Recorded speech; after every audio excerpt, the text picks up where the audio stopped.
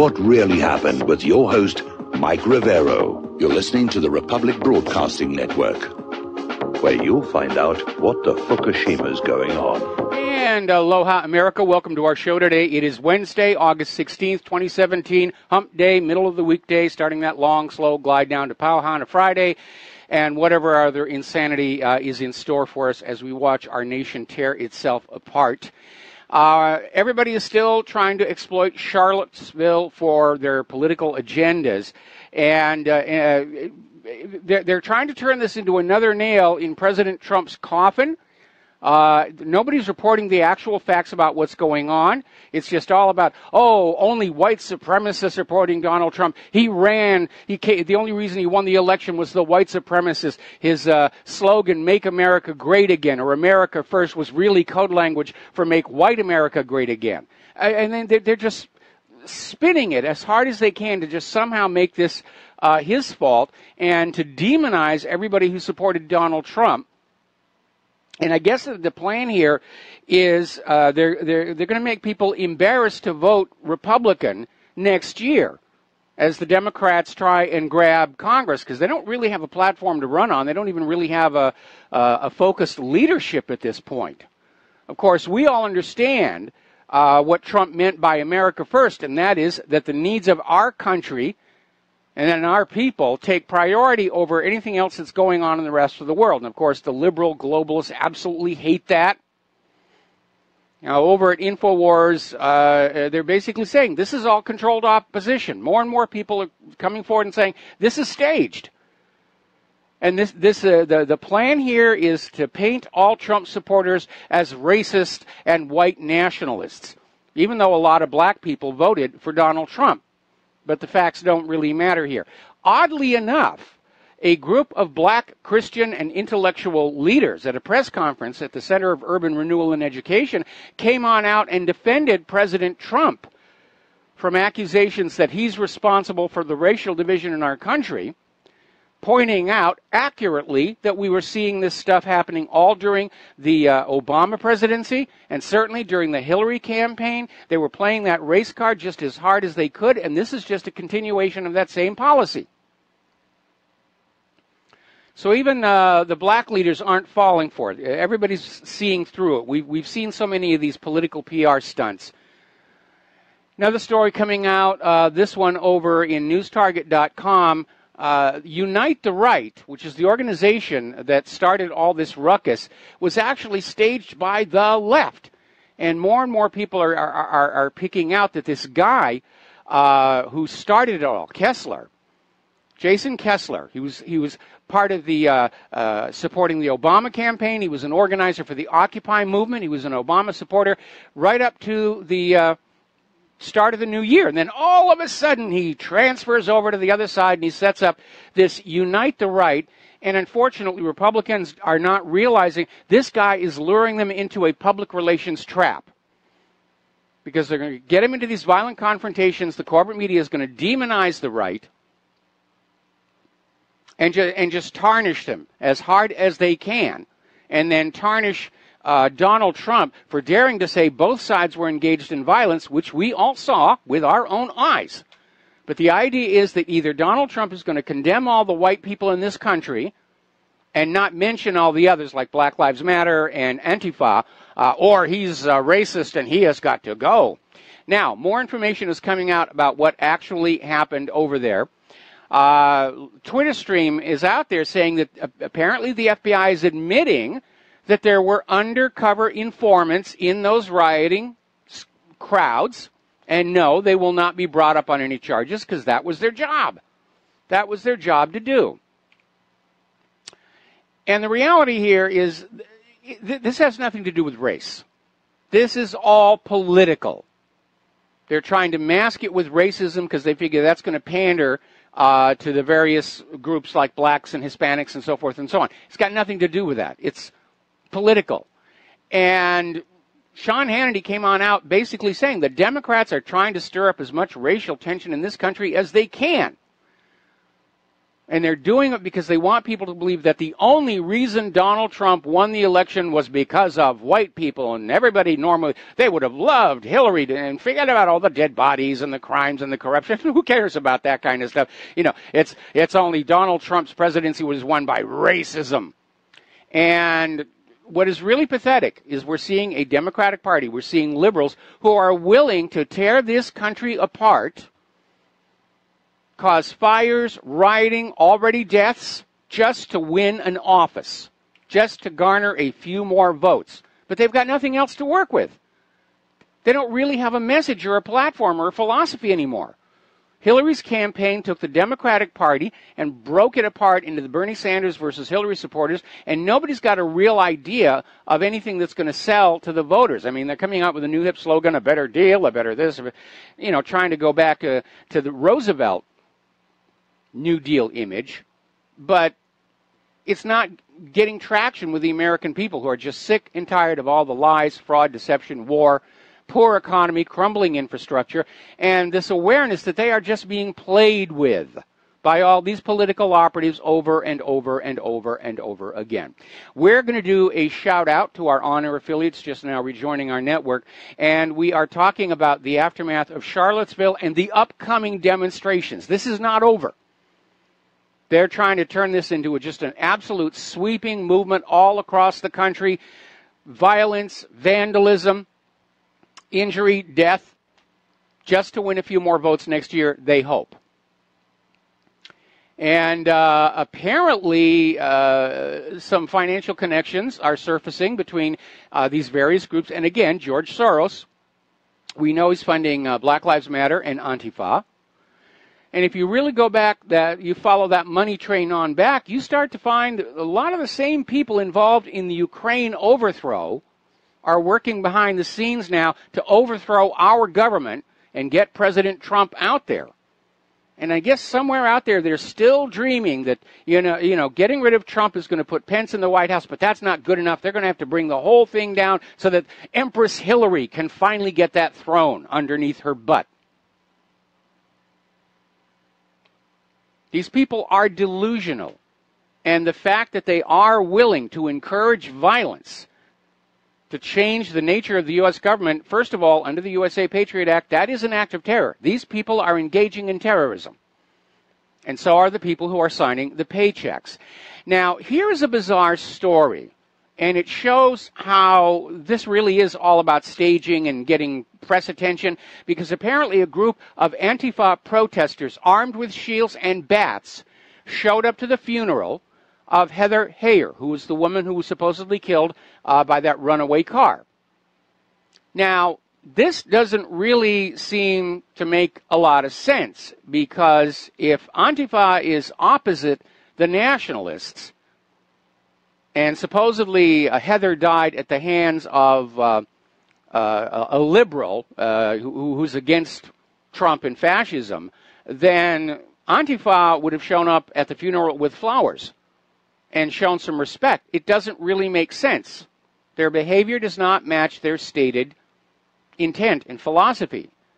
And it's another reminder, this is all just show business. It's stage propaganda. It's not even particularly well thought out. Somebody just said, oh, we should have Antifa at the funeral and cause some more violence. Yeah, sounds good. Let's do it. But if you think it through, it doesn't really make any sense. We're going to take a phone call here from Dustin in New Jersey. Aloha. Welcome to the show. What's on your mind? Hey, Mike, you're absolutely right with the Ukraine, but also Syria. You're pitting two sides against each other, say Sunni and Shia, divide and conquer, Hegelian dialectic. Hey, Mike, you know, Mitt Romney come out against Trump. Now the Bushes come out. So, and that woman on CNN is a Republican strategist, Navarra. Yes. So this is that, like you said, narcocracy, oligarchy, whatever you want to call it, this globalist entity that wants to get Trump out because they deem him a threat. You know, and like I said, it's going to get worse, Mike. I don't think it's going to get ever better again, because you know, the call for the removal of the Jefferson Memorial now and George Washington statue on the horse in Chicago. Yeah, it's totally out of control here. But, you know, I've been predicting for a long time a Soviet Union-style collapse. This may be the beginning of it as the nation tears itself apart. And getting rid of Donald Trump is not going to fix all the problems the globalists are having, because there are millions of people all across Europe who don't like what the globalists are doing to their country and their culture and their history. And the same thing is happening here.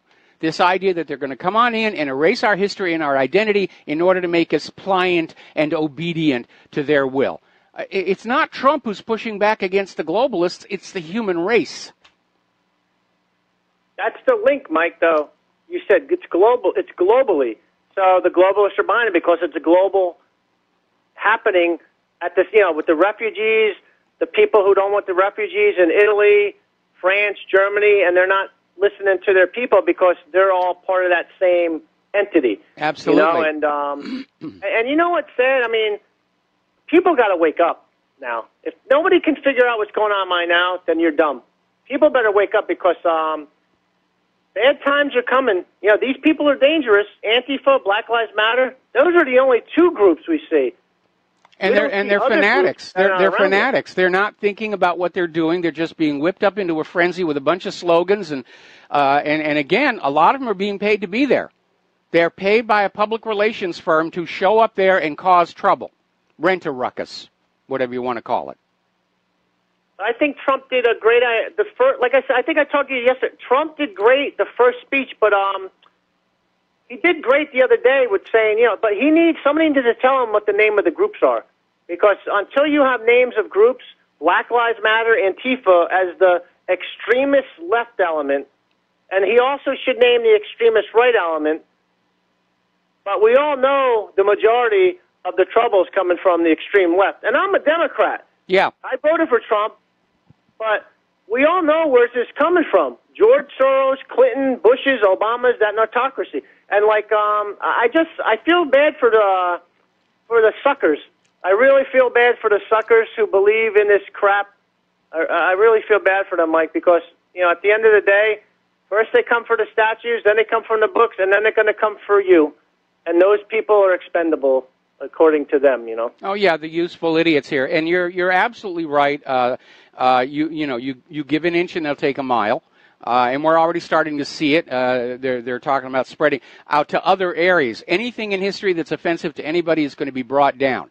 They're trying to erase our past so we don't have an anchor for our own identity, and which we're mentally cut adrift. They think we're going to be easier to control. And we have seen this happen in other tyrannical states where you'll see a dictatorship arise, and they'll just erase the past history. The Egyptians were really good about that. Pharaohs coming into the throne love to go around and chip off the faces and names of their predecessors. That's one of the things that makes Egyptology so difficult very often, is you're literally going through these archaeological sites, and they've been vandalized by later pharaohs, because they don't want to share the glory. They want the Egyptian people to think only about them. And we saw, and look at the Nazi book burning. That's what these statues coming on down is the equivalent of the Nazi book burning. Hey, Mike, real quick on the Economic Council that disbanded. Well, you know what?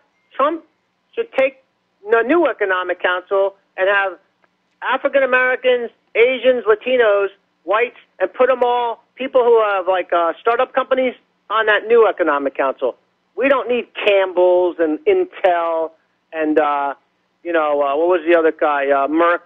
Yeah. Who has overpriced drugs, and it's kind of amazing because they're all walking out because they're offended that Donald Trump isn't going along with the agenda of demonizing only the conservatives, the white conservatives, for all the violence. And Trump came on out, and he spoke the absolute truth. Both sides are initiating the violence, and they both ought to step on back. No, we're here to demonize the white conservatives. That's and you should be part of that. Even though you're white and conservative and Republican, you're not doing as you're being told. And that's what this really all seems to be about. Anyway, Dustin, I'm going to cut you loose here because I want to get back to the news. Thank you for the phone call. And it really is kind of crazy. And yes, when they're tearing down these monuments, it is the same moral level as the Nazi book burning. We're going to take one more call, then I'm going to get back to the news. Kathleen in Paris, aloha. What's on your mind today? Hi, Michael. I was thinking about, we're talking about all these small details, and then you've said before that after you see the way things are, you don't have to analyze it to death, like 9/11. Yes. And my thought is that because it's about money at the end of the day, and all these banks have cheated people like beyond what anybody can even imagine. They've been cheated. So what do you think would happen if people just stopped paying their credit cards?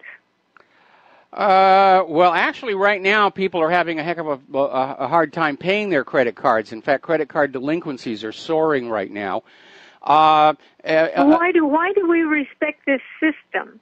Because we've been brainwashed with it. Growing up in school, we got shown film strips and all these presentations about how private central banking is the most wonderful thing ever invented.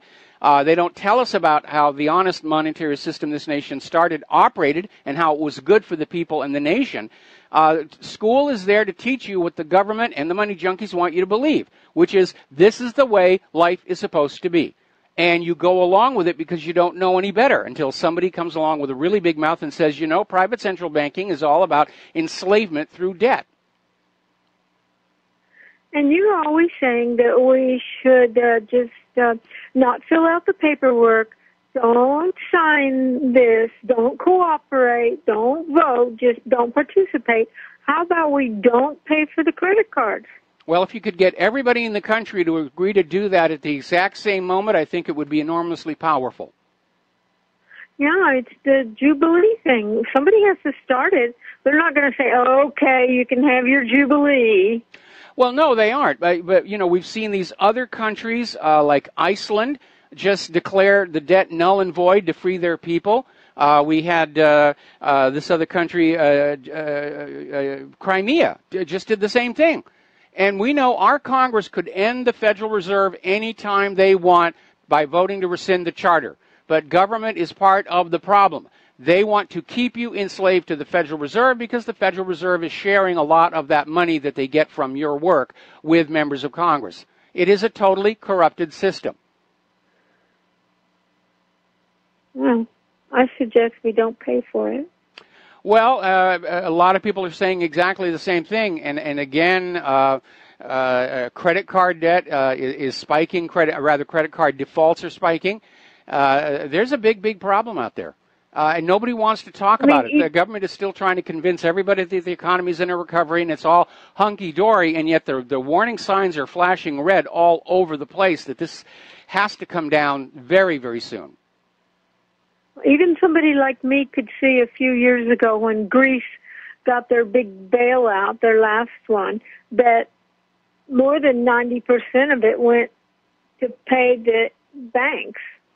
Yeah, and it wasn't even really a bailout. It's just another loan. It's like you've got 20 credit cards, and you max out the first one, and when that bill comes, you put it on your second credit card. When that bill comes, you put it on third credit. Sooner or later, you're going to run out of credit cards. Yeah, that's right. It was a loan, another loan for Greece. That's right. And so with that loan, they paid off the interest on the other loans, so that the banks could give bonuses to themselves. Yeah. I mean, it's almost like we can't go through a single week without hearing about one of the major name banks getting hit with another allegation of massive fraud, drug money laundering, all that kind of stuff. And yet none of them ever go to jail. Bankers are a protected class in our society. Okay? Okay, thank you. All right, thanks an awful lot here, and we've got another caller waiting, but I'm going to come to you after the next commercial break here.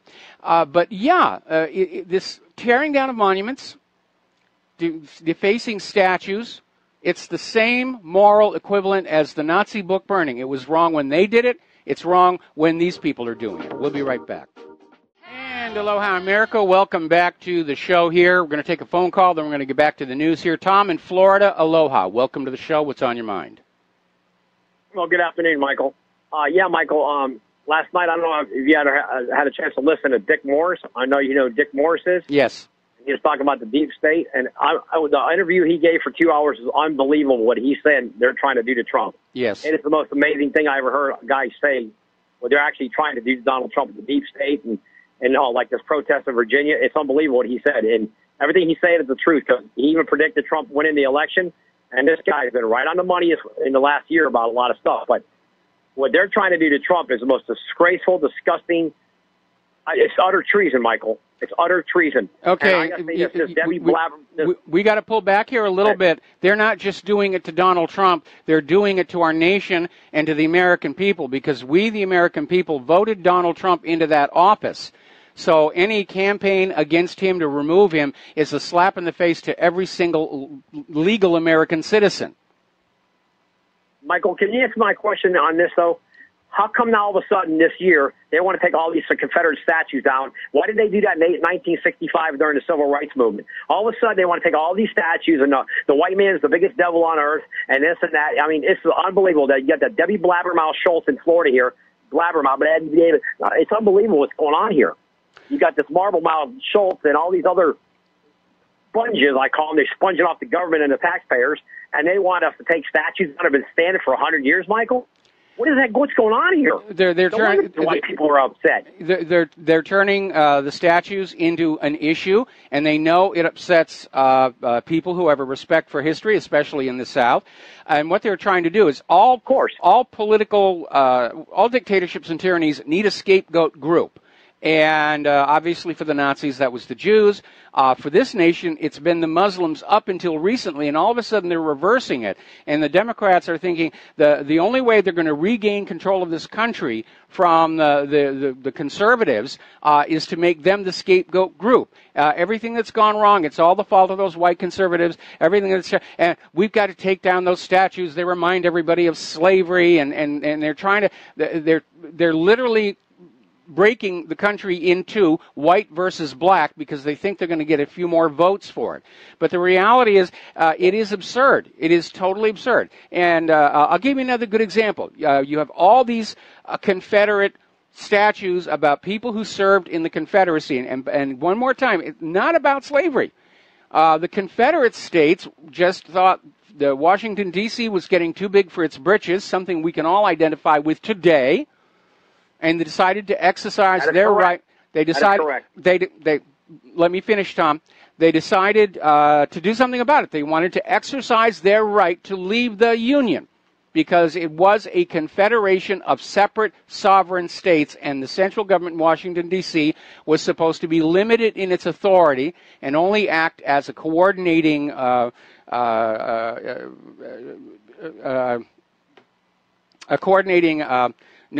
force among the states to settle disputes and provide for the common defense in the event of war.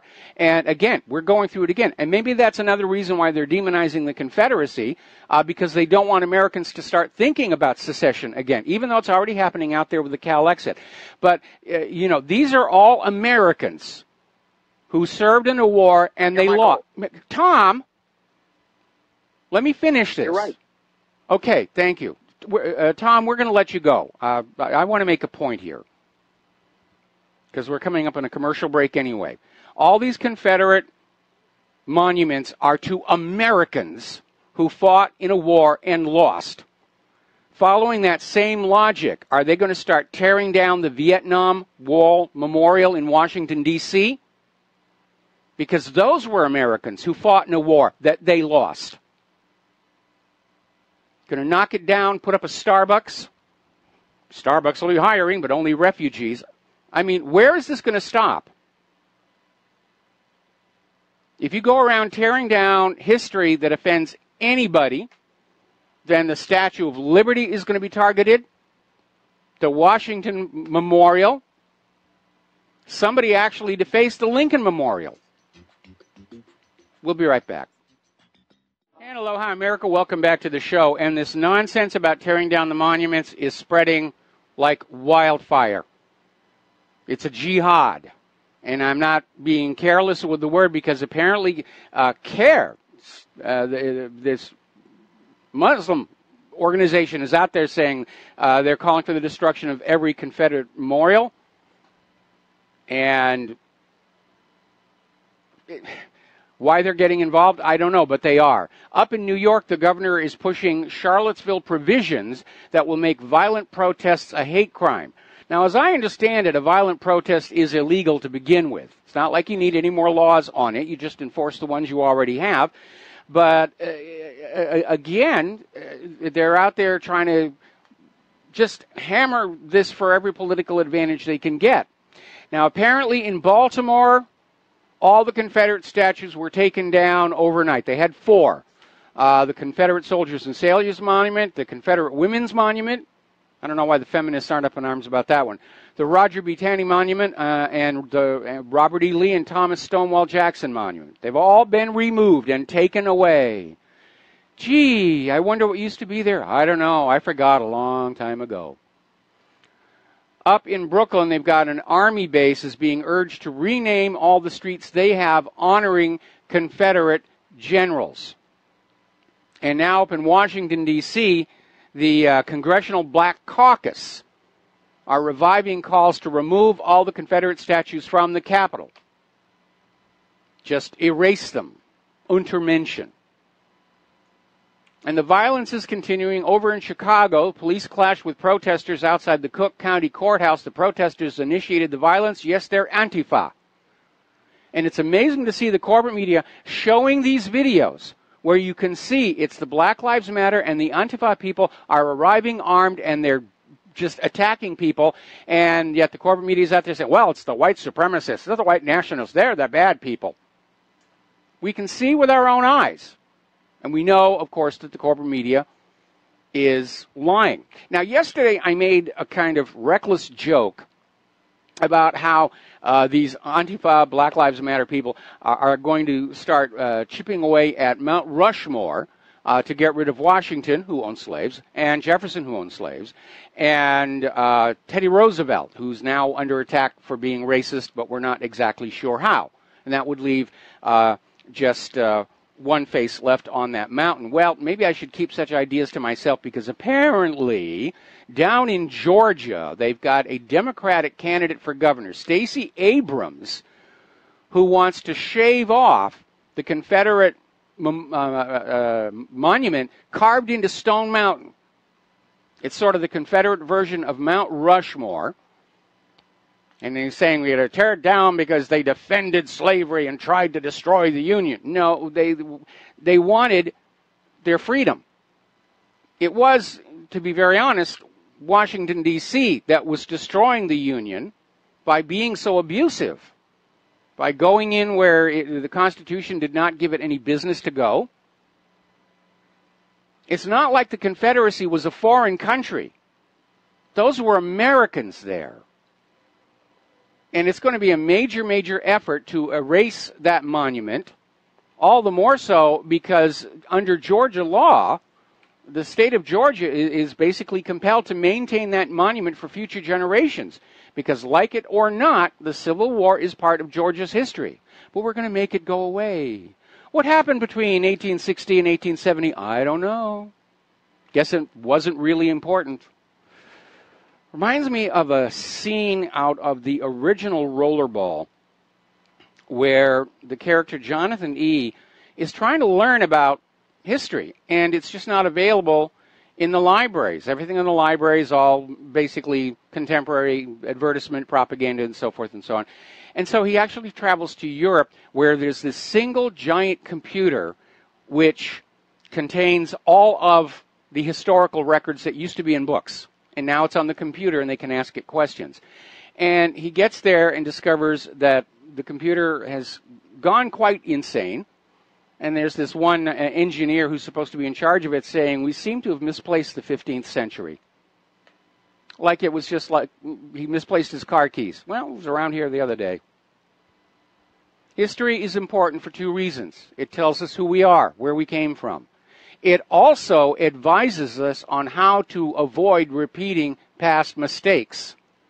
And maybe that's one of the reasons why they're targeting the Confederacy, because those were Americans who decided they had a right to say no to Washington, D.C., and Washington, D.C. does not like people who tell them no.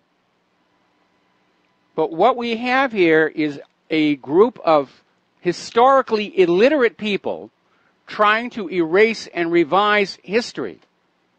Oh, we hate Robert E. Lee. He's one of these Confederate generals. And Robert E. Lee graduated from West Point. Before the outbreak of the war, Robert E. Lee was overwhelmingly regarded as the best military mind in the entire United States Army. Winfield Scott offered him command of all Union forces when the war began. But Robert E. Lee chose allegiance to his state of Virginia rather than the federal government. He didn't fight for slavery. In fact, he freed all of his slaves. He was fighting for states' rights, which are under attack again. These were honorable people who were willing to put their lives on the line to preserve the Constitution. And I love seeing all these Antifa, Black Lives Matter people running around there about, oh, the GOP, they're white racists, they're slaveholders. Actually, if you actually go back and read the history, you will find it was the Democratic Party that defended slavery and opposed the abolition movement. It was Democrats who launched that Civil War. Democrats founded the KKK, and they opposed every major civil rights act in U.S. history. It's the Democratic Party's inconvenient truth. And yet the corporate media is out there saying, oh, the Republicans, they're the racists, and they're... It's all lies, complete lies. All right, moving on to this business council situation. First of all, I don't think the business councils were that good for the American people because primarily they were lobbying Donald Trump for a reduction in government oversight and regulation, usually to their benefit. And we know that regulation of banks and businesses has declined significantly under Donald Trump. He's very pro-business, very friendly for business. And then all these CEOs are now turning on the president because he's refusing to denounce just one side for Charlottesville, and they're walking away. And Trump first said, well, I can always find another replacement. And then he turned around and said, you know something? Well, I don't need these councils anymore. Just going to shut them down. One less thing, one less headache for him to have to deal with. Now, we are hearing rumors, and this is coming out of the political insiders, Steve Bannon may leave his White House job by the end of the week. He's sort of been sequestered away. He's been under constant attack as one of Trump's chief advisors. And unfortunately, I don't think Trump really understands that he is step by step being isolated and prepared to be brought down. So it's just crazy over there. Now, you have to look at the Iranians and say, these are people who are very smart, got a good sense of humor. Iran's Supreme Leader Ayatollah al-Khamenei basically came on out and tweeted in response to Charlottesville, saying if the U.S. government has any power, they better manage their own country rather than meddle in other nations' affairs. And he's absolutely right. Look at the condition of our country. Rioting in the streets, broken infrastructure, millions homeless, millions and millions out of work and about to become homeless.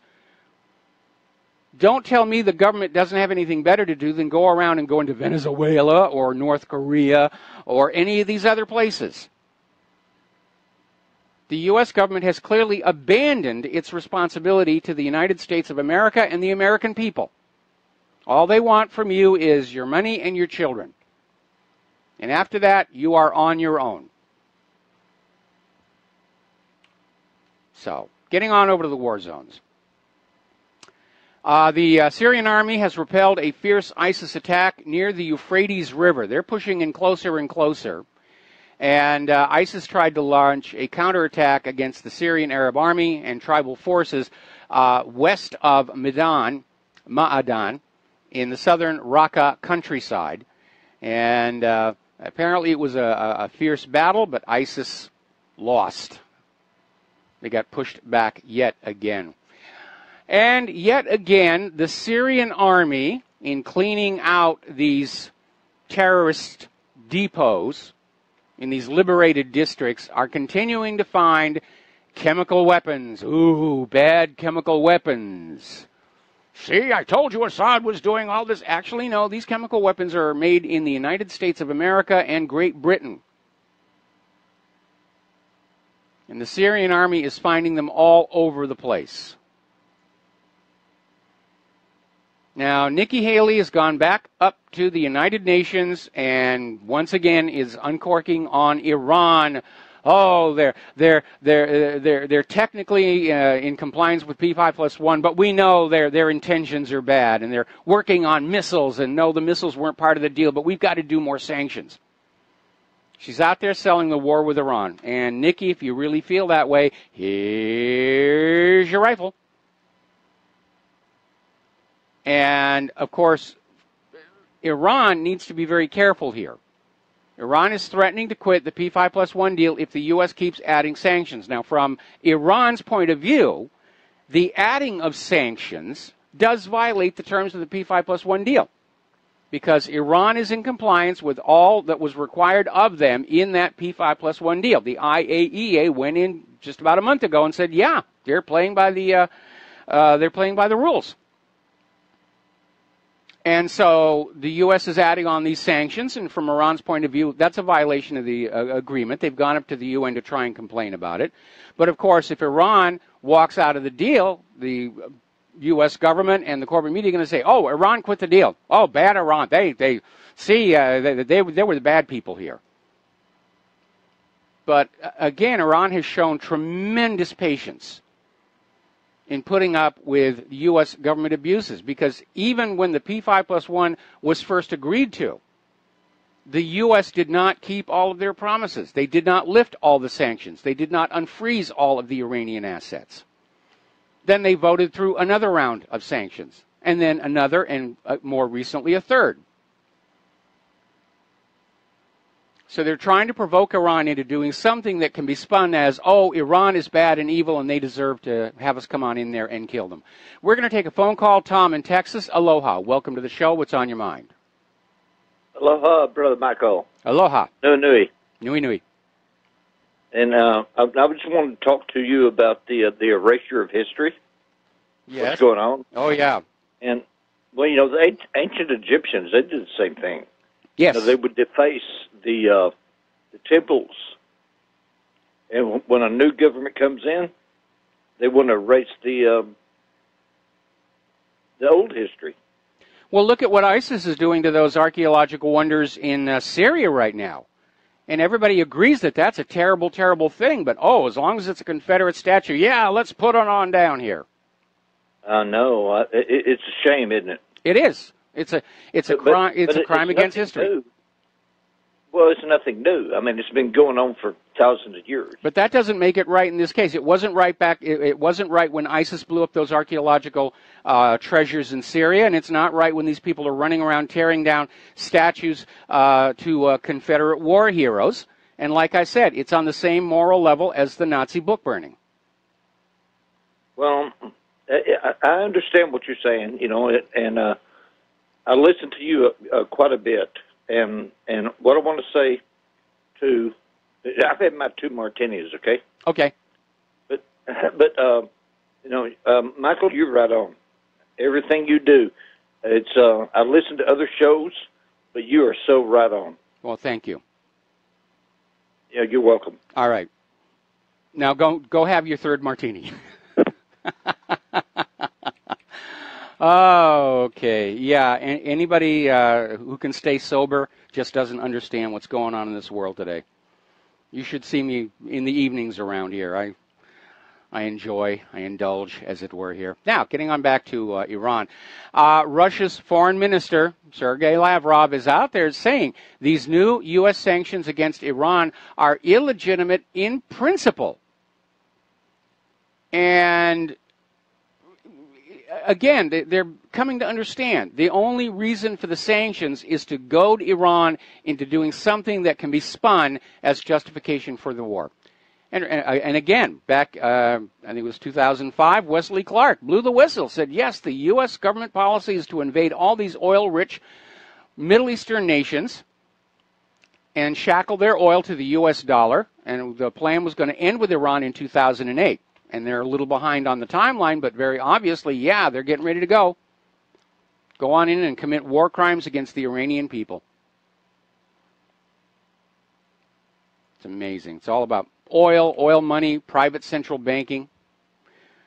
Now, interestingly enough, Saudi Arabia and Iraq have agreed to reopen a border crossing that's been closed for 27 years. And the border was closed when the two nations severed their relationship in 1990 after Saddam Hussein invaded Kuwait. And now they're sort of coming back and saying, well, it's time to let that go into the past and let us move on forward. So we're starting to see a lot of new realignments in the Middle East, and it looks like Saudi Arabia's new crown prince is cooling on the idea of being in Yemen. I think he's cooling on the idea of being a U.S. lackey, and that might actually be a good thing. We're seeing more and more of these countries getting cozy with Russia. Apparently Turkey's Erdogan is in Tehran now. They're talking about being friends. I think people are waking up and realizing that left to itself, the United States is going to start a global war that will probably be nuclear. In fact, they were talking about using nukes on North Korea. 22 different targets to get nuked. There wouldn't be much of the country left. We're going to take a break. We'll be right back. Aloha, America. Welcome back to our show here, talking about the various war zones. Now, as you know, it's been part of the Israeli and U.S. agenda to carve a portion of Syria and Iraq and possibly Turkey off to form a new little tiny, easy to push around country for the Kurds called Kurdistan. And a lot of people are saying it might be a really good idea, except, of course, the governments of those nations expected to surrender land, which also includes the mineral wealth underneath it. And a lot of people are very concerned that Israel is very much on board with the formation of this Kurdish state and will obviously seek to make it an ally to project power across the Middle East. So over in Syria, Tariq Ahmad, a member of the Syrian Social Nationalist Party, is saying that any attempt to establish an independent Kurdish state anywhere in the Middle East is probably going to result in more wars. So, yeah, I think so. Over in Yemen, the Yemeni army is now really starting to fight back, and they're getting their act together. And apparently they've destroyed an arms depot in southern Saudi Arabia. They basically fired on this depot with our long-range artillery to blow up all the ammunition belonging to the Saudi Arabian forces in Najran. And I can see why maybe Saudi Arabia's crown prince has had enough. It's not going very well. Not going very well at all. Now, getting on to North Korea, as you know, we're seeing all these people are like saying, you know, North Korea has backed on down here. Trump's tough talk about fire and fury backed them all down, and we don't have to go in and invade them right now. But we do know that China actually came on in and said, if the U.S. launches an invasion of North Korea, we will be compelled to intervene. And today, Russia has sent a message to the U.S., do not attack North Korea. But right now, the U.S. is so desperate for a war, they're thrashing around anywhere. Now, about a month ago, when all this North Korea stuff was first being fanned up, there were experts who were talking about North Korea's nuclear weapons development is still years away from a deployable warhead. And then during the height of the propaganda trying to sell the war, they were out there saying, oh, our bad. It turns out North Korea has 60 working nuclear warheads, 60. Just count them and be very, very afraid. And the corporate media was out there screaming about these last two test firings of missiles. And that's all they were, test firings. And the U.S. does it all the time. We've got the Pacific Missile Test Range over here on Kauai. they're always throwing rockets up there. It's never a big deal. And this thing about Guam was never an attack. It was another missile test. And the media said, oh, he's coming to attack Guam. And these last two missile tests North Korea actually carried out were described as ICBMs that could hit the United States of America, fanning up the fear. And as it turns out, those specific missiles could not reach the United States. They weren't ICBMs. They were intermediate range missiles only. You're being lied to sell you a war. We'll be right back after station identification. There we go. Welcome back to our show. Hour number 2. The phone lines are open, 800-313-9443. And we're talking about North Korea. And even though this nuclear threat thing is fading away, never really got any traction. But they're still keeping up the propaganda. North Korea, evil, evil, evil. Over at Breitbart, Michael Malice is out there talking about North Korea's evil government ruling over 25 million slaves. And then they go on here to talk about how Kim Jong-un is torturing and executing North Koreans for practicing religion. So apparently what's going on here is the warmongers didn't get any traction with the North Korea is going to nuke us propaganda, most likely because Americans, we remember being lied to about Iraq's nuclear weapons and Iran's nuclear weapons and Syria's poison gas and so forth and so on.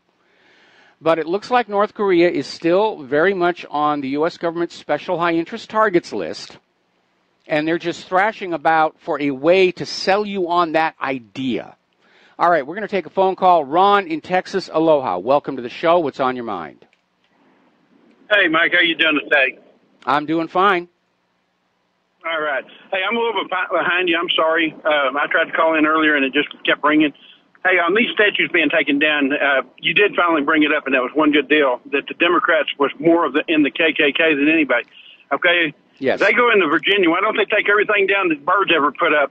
We need to take every one of those signs on that all the roads in West Virginia that's got a bird sign or it's got an Al Gore Senior. Yes. Needs to come down. If we're going to take all of our stuff down, you take all your stuff down too. Oh, no, that's not the way. I mean, they're already talking about they want to replace the statues of the people of the Confederacy with an assortment of people of color and gender, and we're going to have statues of people, gay people who are being made statues of just because they're gay. And we had... Sorry? Well, we can throw up some people. We can throw up Ronald McDonald or something, some Happy Meal people or something. Yeah. That's the same thing as they got. I don't think I want a Happy Meal history. And again, it's all about, erasing our memory of a time in this country when the states did stand up to the central federal government.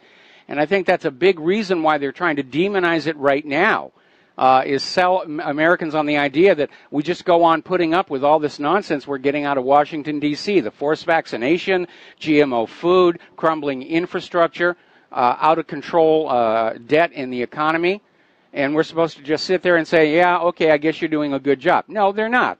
Washington, D.C. is doing a terrible job, and I'm very disappointed in Donald Trump for going along with it. Well, maybe one of these days the white people are going to rise up and come back and say, hey, this country was formed. You go back and look through history, how many people have done all of the inventions, brought all of the stuff that they brought to the United States and everything. It's all white men. So they need, I have to challenge that. Booker T. Washington being an obvious exception. And a lot of people. I really don't want to draw this along racial lines because it really is a political fight, okay? It is the globalists against the nationalists. And right now they're trying to demonize us, and we shouldn't fall into that idea of saying white this or black that, which is why, I'm basically saying it's, the liberals against the conservatives. No, okay. I mean, I hope Trump finally wakes up. We need him to wake up and start standing up for what is right in America. All of us together then. Okay. Right? All right, buddy. I appreciate you. Thanks, buddy. All right. Thank you very much. We're going to switch over to Mo in Florida. Aloha. Welcome to the show. And before you talk, I didn't mean Booker T. Washington. I meant George Washington Carver. If you think that only white people are good inventors, you need to talk to this guy as well. And so, yeah, anyway, back to Mo in Florida. What's on your mind? Hi, Michael. Hi. Aloha, my friend. Yes? The other caller was right on. You've got your, you're pretty much right on most things. I think that, in my opinion, and my view, I think that the situation with Trump is very critical. I think it's almost like Caesar. He's being abandoned, and I think they're setting him up with these banksters. Calling him out, and it's just. I think there's so much corruption. Well, I mean, obviously there's corruption. This whole economic system's ready to collapse, and he's not playing ball. I don't know if he's stupid or he's playing 6D chess, whatever it is, but I think they're setting him up. I think they're isolating him. Mm-hmm. And here's what I think you should get Flynn back in, General Flynn. Yep. And just go rogue. I think he should because he's going to be dead. They're going to, if this is what's really going on, they're going to kill him, Mike. At some point, I would agree with that, but I'm beginning to see. I don't think the plan ends with just getting Trump out of the Oval Office. I think they really want to have a serious upheaval of our political systems. There are still liberals out there who are dreaming that there's still some way for Empress Hillary to sit on the throne of the United States. I'd be quite a slap in the face with anybody with a reasoning. Two brain cells to rub together. I mean, it's so sickening, Michael. I don't know. I think it's almost it breaks your will to see this obvious corruption, and for them to go along with it. To see the media, it's so blatant. I mean, come on, this woman has committed more crimes than 10 of the worst gangsters in history together. Absolutely. And again, she's going to run for what? Yeah. She shouldn't even be allowed to run for dog catcher. Well, she should be arrested immediately. I agree. That's another thing. I agree. He campaigned on locking her up. What's going on? Yeah, that's a litmus test to me. What's going on? I agree with you. It's a litmus test, not just for Donald Trump, but for everybody as an administration and the government as a whole. They are seeing all this crime and corruption, and they're looking the other way. Now, yes, they're going to do a little token plea deal with Hillary where she agrees that she committed a minor offense, and in exchange, the Department of Justice is saying they'll shut down all of the investigations into the email server and all the investigations into the Clinton Foundation. That's where the dirt is. It's called a limited hangout. Right on. Yeah, they're going to admit to a little tiny crime to cover up the greater crime behind it. I'll let you go, Mike, but I don't want to keep other calls. I will tell you, everything you say, I've checked out, and it lines up. You're not, I'm not agree with you on everything, but your history is 98% correct. And keep up the good work, Mike. Watch your backside. Love what you're doing. Thank you. All right, thanks an awful lot. We're going to let you go. We're going to do a shout-out to our on-air affiliates rejoining the network. Another interesting development regarding Korea. The New York Times had come out with this story saying that the reason North Korea's latest missiles seem to be doing so much better, a surprising improvement over their earlier efforts, especially all the problems they were having with the Taepodong 2, was that they were actually getting rocket engines from a company in Ukraine. And, of course, Ukraine is denying it. Then somebody said, well, there were some Korean spies who stole the plans, and somebody else came out and said just having the plans wouldn't be enough. You need the engineers and technicians who know how to turn those plans into working rocket engines. Because there's a lot of stresses, and you got to know exactly what the metallurgy is going to be, and there's all kinds of things not covered in the blueprints that you just have to know. Well, apparently Ukraine had been threatening a lawsuit against the New York Times over this story. Now, all of a sudden, they're backing down and saying, in the interest of preserving our friendly relations with the United States, we're just going to drop the whole subject. Sounds more to me like somebody had the goods that, yes, indeed, Ukraine was selling rocket engines under the table to North Korea. And again, Happens all the time. Israel was selling nuclear weapons to South Africa, or tried to. And that's a big unknown. When we talk about the threat of nuclear war, it's one thing when you've got these countries where you know they're nuclear armed and roughly how many weapons they've got and what their capabilities are. But you've got Israel, which has never signed the Nuclear Non-Proliferation Treaty, and we know they were trying to sell a nuclear weapon to the former government of South Africa. And I don't think Israel was content with just one customer. We don't know who else Israel has sold nuclear weapons to. And there could be a large number of warheads out there, deliverable nuclear bombs, where we don't know where they are or who has them. And that makes for a much more unstable situation. Now, Vice President Pence is down there touring South America, and apparently he's cut a lot of his trip off short, citing the Venezuelan crisis. And he's out there making these draconian statements. We're going to bring the full measure of American power to bear on Venezuela. And everybody is saying it's really none of your business. But the U.S. is looking for a way of regime change. And they have wanted a regime change in Venezuela all the way back to Hugo Chavez. Because Venezuela has a lot of oil. And they sell it to countries all over the world. And they accept any currency they feel like accepting. It's not locked to the U.S. dollar. And so Venezuela got added to that Wesley Clark list of countries to be invaded, regime changed, and forced to sell their natural resources for the U.S. dollar so that anybody buying those resources would be forced to come to the United States and get dollars. Either borrow them at interest from the Federal Reserve or trade manufactured goods and agricultural produce. So that's what's going on over there. Okay, good news. Ron Paul is out there saying Trump can't be serious about going into Venezuela. It really is ridiculous. And we're seeing all over South America, Latin America, the countries are saying, no, we don't want the U.S. in here. And part of the reason is because they remember back in the 50s and 60s when the U.S. was down there covertly messing around with their countries. Chile and, well, all of them, basic. Nicaragua, look what happened in Nicaragua, what a mess that was. Huge mess. And it doesn't make any sense to go into Venezuela. It's not our problem. Although, again, you have to remember, 3-4 weeks ago, the head of the CIA admitted this is another U.S.-backed regime change. And the U.S. government seems to be getting into this idea that they have a right to regime change other countries. And we, as loyal, patriotic American citizens, should accept this.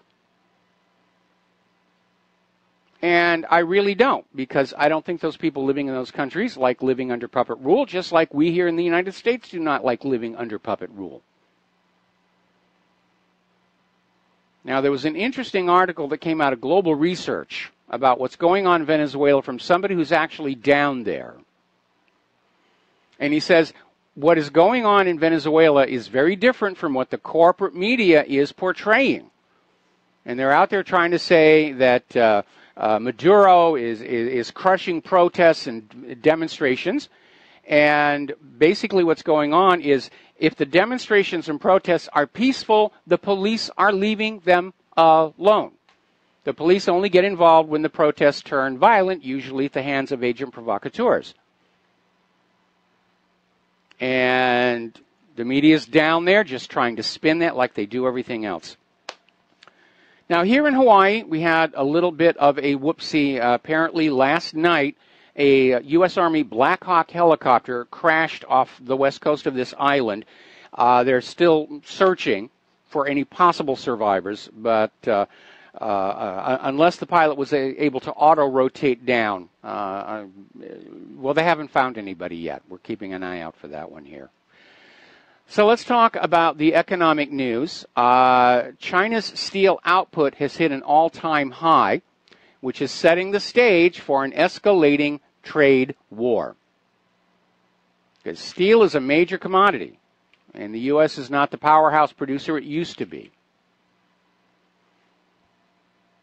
Now, this next article got Claire and my attention because we all know prices for new cars and leasing have just plummeted lately. You see those commercials, you look at those deals, and you say, oh, wow, this would be a wonderful time to buy a new car. And if only I had the money to do it. Well, it turns out that a lot of people, as their leases expire, they're not renewing. And all of a sudden, there's a glut of lease cars that are being put on the used car market, and there are so many of them, it's driving used car prices down. They're at the lowest level since 2009. And Claire and I are going to take a look around. The reason we don't lease or buy a new car is we don't want to incur any more debt. But our little 18-year-old Honda out there, we only paid $2,000 for it. And if we could find another deal like that, we can squeeze that out of our budget. And we do need to. The thing is falling apart.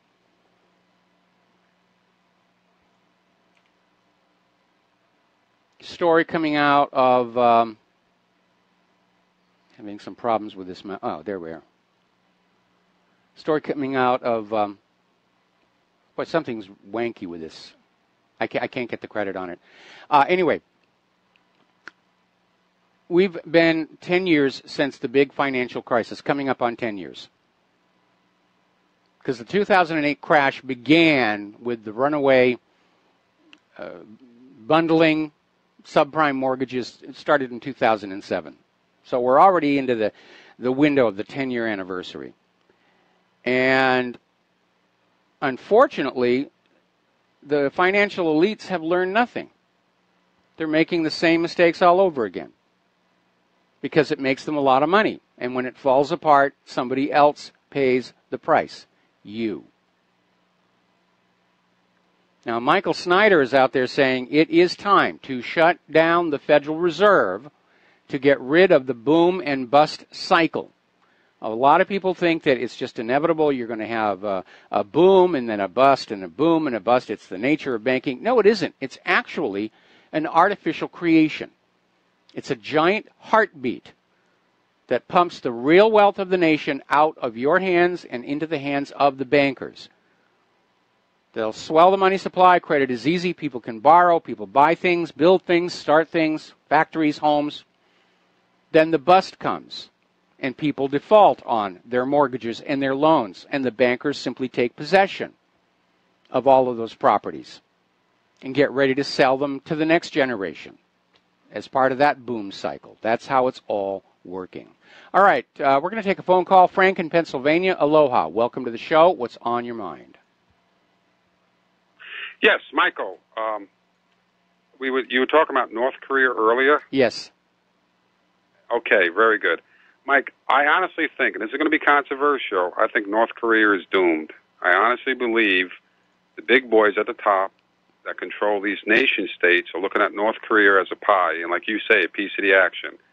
I think if China signs on with Russia, the United States, and Europe and other nations, they're all going to have a piece of the action of North Korea. What they'll do is China will be promised maybe the infrastructure rebuilding and the central bank. The United States will be promised opening to corporate America and, pushing through a skinnier version of the TPP. I think Russia's involvement in it might be allowing the drilling off to the Korean Peninsula. So there's going to be a lot of piece of the action be spread around, and I don't think that they want to keep North Korea divided. I think that the big globalists want to unify the country, create 30 million new consumers, create them into a debt slavery system like we're in today right here in America. Mm-hmm. And all these nation states are going to get a piece of the action. They've done it with Germany. Remember when Germany unified? Yes. And then what did they do? They brought in, the euro? Remember that? And they unified practically over Europe. It's just the way the nature of the beast is. And I don't think China gives a hoot about North Korea as long as they get a piece of the action, a big piece. And they will want to do all the infrastructure rebuilding. If there's a war, it'd be a very quick affair. This guy would be removed. They'll unify the Koreans, and then all of a sudden you see China and they're building. We're on a commercial break here, but don't hang up because when we come back, I have a response to what you just said. Aloha, America. Welcome back to the show. We're talking with Frank in Pennsylvania. And the fact is, the Koreas were talking about reunification just 4 or 5 years ago. It's called the Sunshine Policy. South Korea's new president, Moon Jae-in, is back to talking about that. He's trying to get the U.S. To get out of South Korea so he can reach across that DMZ and shake Kim Jong-un's hand and say, let's stop all this nonsense. And in terms of the economic development and opportunities that you're talking about, those would happen with reunification as well as with war at much lower expense because you're not paying for the war. But in this particular case, our war policy is make war. Because war is a heck of a lot easier than actually trying to do business and make things work. And again, what they want is not to have a North Korea that's willing to sell their rare earth minerals and their opium to the United States. They want the U.S. To literally be in control of it. And that's what the reason for the war. And again, apparently at the point where they were really about to haul off and attack North Korea, they were seriously talking about using nuclear weapons to attack something like 22 sites where they think the bombs are all stored. And that's how deadly close we got to it. I think reunification would be a great idea. And again, they were talking about it 4 or 5 years ago. And the U.S. got in and started meddling and tinkering and saying, no, you don't want to reunify. We never ended the war here. We still have to emerge victorious. Because Korea is an embarrassment to the United States and this illusion that we are invincible militarily, along with Vietnam. Because we never won the Korean War. It's still ongoing. And I think that the people inside the Pentagon who tend to think more with their gonads than their cerebrums, it's all about we've got to finish this war and we have to be victorious. And it's a stupid reason to start a war, but there we are. Yes, Mike, excellent points. I'm just thinking further down the road why they want North Korea and South Korea reunification, not because the benefit of the people that live in those countries. It would be the benefit of multinational corporations coming there to exploit the workforce. It would be the central bank that would be exploiting the people by debt slavery. It will be the same deal what happened to Vietnam. Now, Vietnam, when they reunified, we supposedly lost the war, but at the end, my God, corporate America won the war in Vietnam. You go to Vietnam today, there are more products for Apple and Microsoft and tech that was created basically from American multinational corporations, sold to those people. They're getting in a lot of debt because they're in consumerism, and a lot of folks there in Vietnam, and I was there 20 years ago, they were rebuilding our light and speed, are in the same problem we're having here today, which is credit cards, and they can't make their payments on debt that they've acquired to buy stuff that they can't afford. Yep. That was sold basically from American corporations. And this is the shame of it. And I think that North Korea is targeted the same blueprint that they use for Vietnam. They're going to use for the Koreans to reunite. But it will never benefit the people, believe that. It will benefit the multinational corporations, the central banks, and the big boys. It's never going to benefit the people. And just like us here today, Mike, a lot of people living on credit, not because they want to buy things that they can't afford, it's because they want to buy their basic daily needs. It's gotten such a dishonest system. You said the money system. Yep. Well, wouldn't it be wonderful if Korea had 30 million new consumers that they can throw in the same debt slavery that we're in this country today? That's but our problem here is we don't have anything to sell them. The Koreas are going to be buying their products from China and Japan and Taiwan and Russia and Europe because we don't have anything to sell them, okay? Well, not the American people, but Wall Street does. Wall Street has a lot of, their startup corporations. If you look at China, their number one market to get in their funding is from Wall Street. That is a fact. Mm-hmm. And HSBC Bank, which is a derivative of the Bank of London, which is an arm of our Federal Reserve, any major corporation that started up in China was funded by Wall Street, and that is a fact that you cannot deny. I cannot deny it. And I'm afraid you're a little fuzzy on that because actually Chinese businessmen have been far more entangled with the Bank of England, going back to colonial days. You're right. I'm sorry. Right. Rather than the Federal Reserve. Anyway, listen, we got to take a break for commercials. Thank you for the phone call, Frank. We'll be back with another phone call. And aloha, America. Welcome back to the show. And we're going to go back to the phones here. Andrea in Oklahoma, aloha. Welcome to the show. What's on your mind? Yes. They were talking about if they did use a nuclear bomb, the fallout would be so horrible. And here you are, have Fukushima that's still got so much radiation oozing from it and destroying so much area. Then you'd have all this blowing in because you've got the coastal breeze going inland. It would create such a horrible nightmare. And then I've been listening to Kim Commando of all these things that have been hacked, and she was talking about countries that are being hacked, hospitals that are being hacked, and that may be the next war. Is what she was predicting is somebody can sit in front of their computer and hack in like they did with the Stuxnet. And if they wanted to attack the U.S., we have all these nuclear power plants that they could attack. I mean, they could put us over a barrel real quick. Everything we've got seems like it's got computers in it. The car has, 27 computers? Yeah. And it just seems like that might be where, we won't see that one coming. It'll be like, whoa, that just, but she is predicting that may be the next thing because they can get into your computer. Well, I mean, they've made the doorway. You keep talking about, and they're constantly attacking your shell all the time. Okay, Andrea, I need to cut in here because there's something that you need to keep in mind before you hyperventilate, and that is that the computer systems of critical infrastructure, such as power plants, refineries, and so forth, are not connected to the general Internet for that very reason. Stuxnet was spread by infected flash drives, and somebody walked into the centrifuge plant at Iran with an infected flash drive, whether it was planted on them and they just waited for it to happen, or somebody was bribed or blackmailed into just sticking this flash drive into the computer for 2 minutes. That's all it takes. But they can't sit at their computer in their basement and get into these systems because they are air-gapped from the Internet for that exact reason. Okay? Okay. But you're, Thank you so much.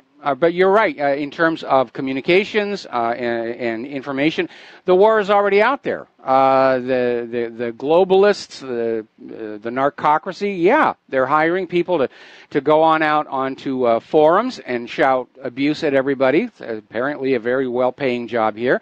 And yeah, they've got these cyber warfare crews that are out there trying to wreck servers, and they're starting to hit a lot of them. A lot of them are being brought down.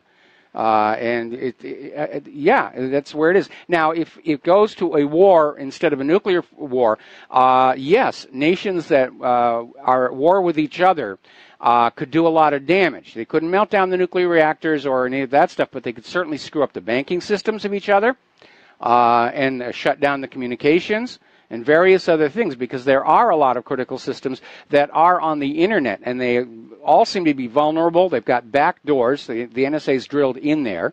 And anybody who's got that tool set, they are a force to be reckoned with. And we know that some of the NSA and CIA tools have now broken into the wild, and you can buy them on the dark web if you are so inclined. Well, there's not enough to worry about. It just seems like it keeps going, and it seems as though somebody should be able to come up with just solving one or two of these problems before they just will blanket us with, like we've got a mountain of problems on top of us, and it seems like we need to start whittling away at some of these, and well, I'm trying. I don't even know. I'm whittling away at the narcocracy. The problem is, and I've said this many times before, these technologies can all work properly, but you can't let the money junkies make the safety decisions, because inevitably they'll cut the corners because they want a bigger bonus. They want the stockholders to be happy. And again, if you look at the damage to Fukushima, and then just down the coast a little way is Onagawa, which had a similar nuclear power plant, and it suffered no damage at all because the design engineer who was in charge of building that plant refused to cut any corners. And he endured a lot of pressure. They called it a one-man war on his part to make sure that plant was going to be safe. And it survived the quake and tsunami without any damage whatsoever. And Fukushima, they'd cut corners. They decided they didn't need to put the emergency generators up on towers because, there'll never be a tsunami that's that high. And, of course, that's exactly what happened. So same thing at San Onofre when they wanted to sneak enlarging the capacity of the power station past the Nuclear Regulatory Commission. It happens time and time again, over and over. Deepwater Horizon, 4 years overdue for its mandatory maintenance.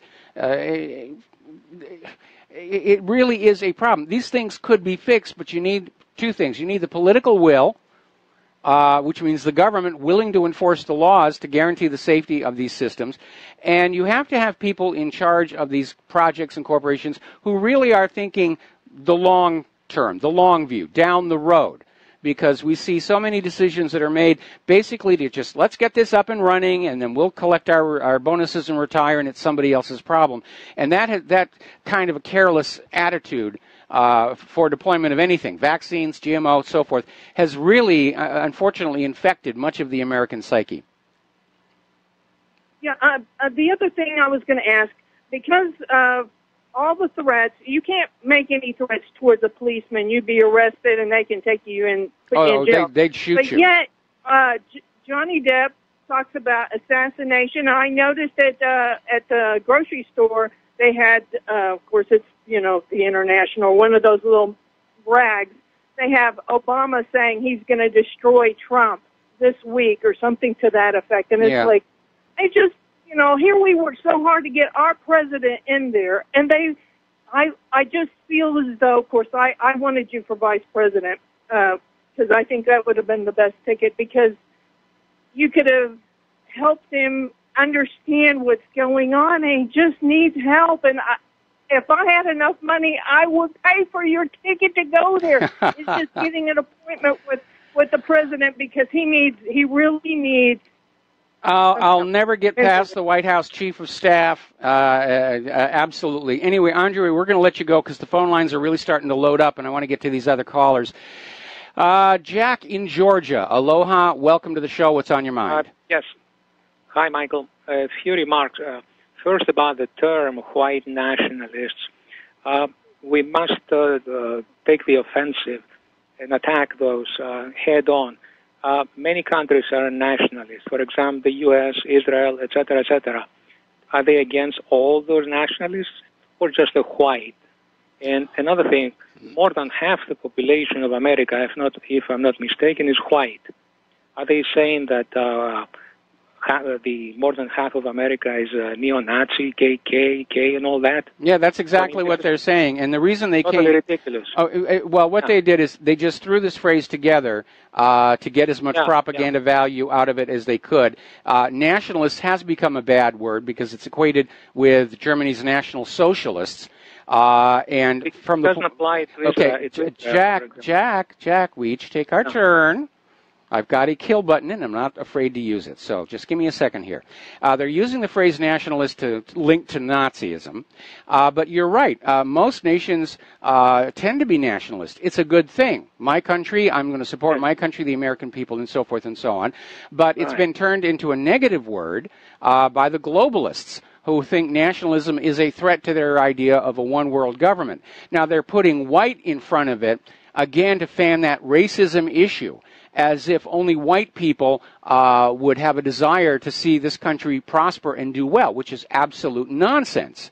Every legal American citizen wants to do well, and by extension wants the country to do well. So this is a made-up phrase, and I refuse to use it. I'm just going to say conservatives. Okay, or I'll just say nationalists, but I'm not going to put color in front of it because then I'm playing the game by the rules they have set up. And if you play their game by the way they want you to play it, you have already lost going in.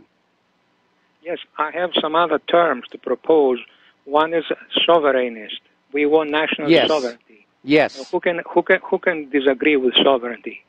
We want to be independent. Yes. We want self-determination. Mm-hmm. Okay? who would not like sovereignty? Who would be against self-determination? And by the way, the term alt-left is very good. I mean, this is the new left. These are the storm troops of Zionist globalization, Soros, etc., etc. They use these people to attack and destroy. This is a battle between the globalists, the Zionists, and the Anglo elites for the control of the United States.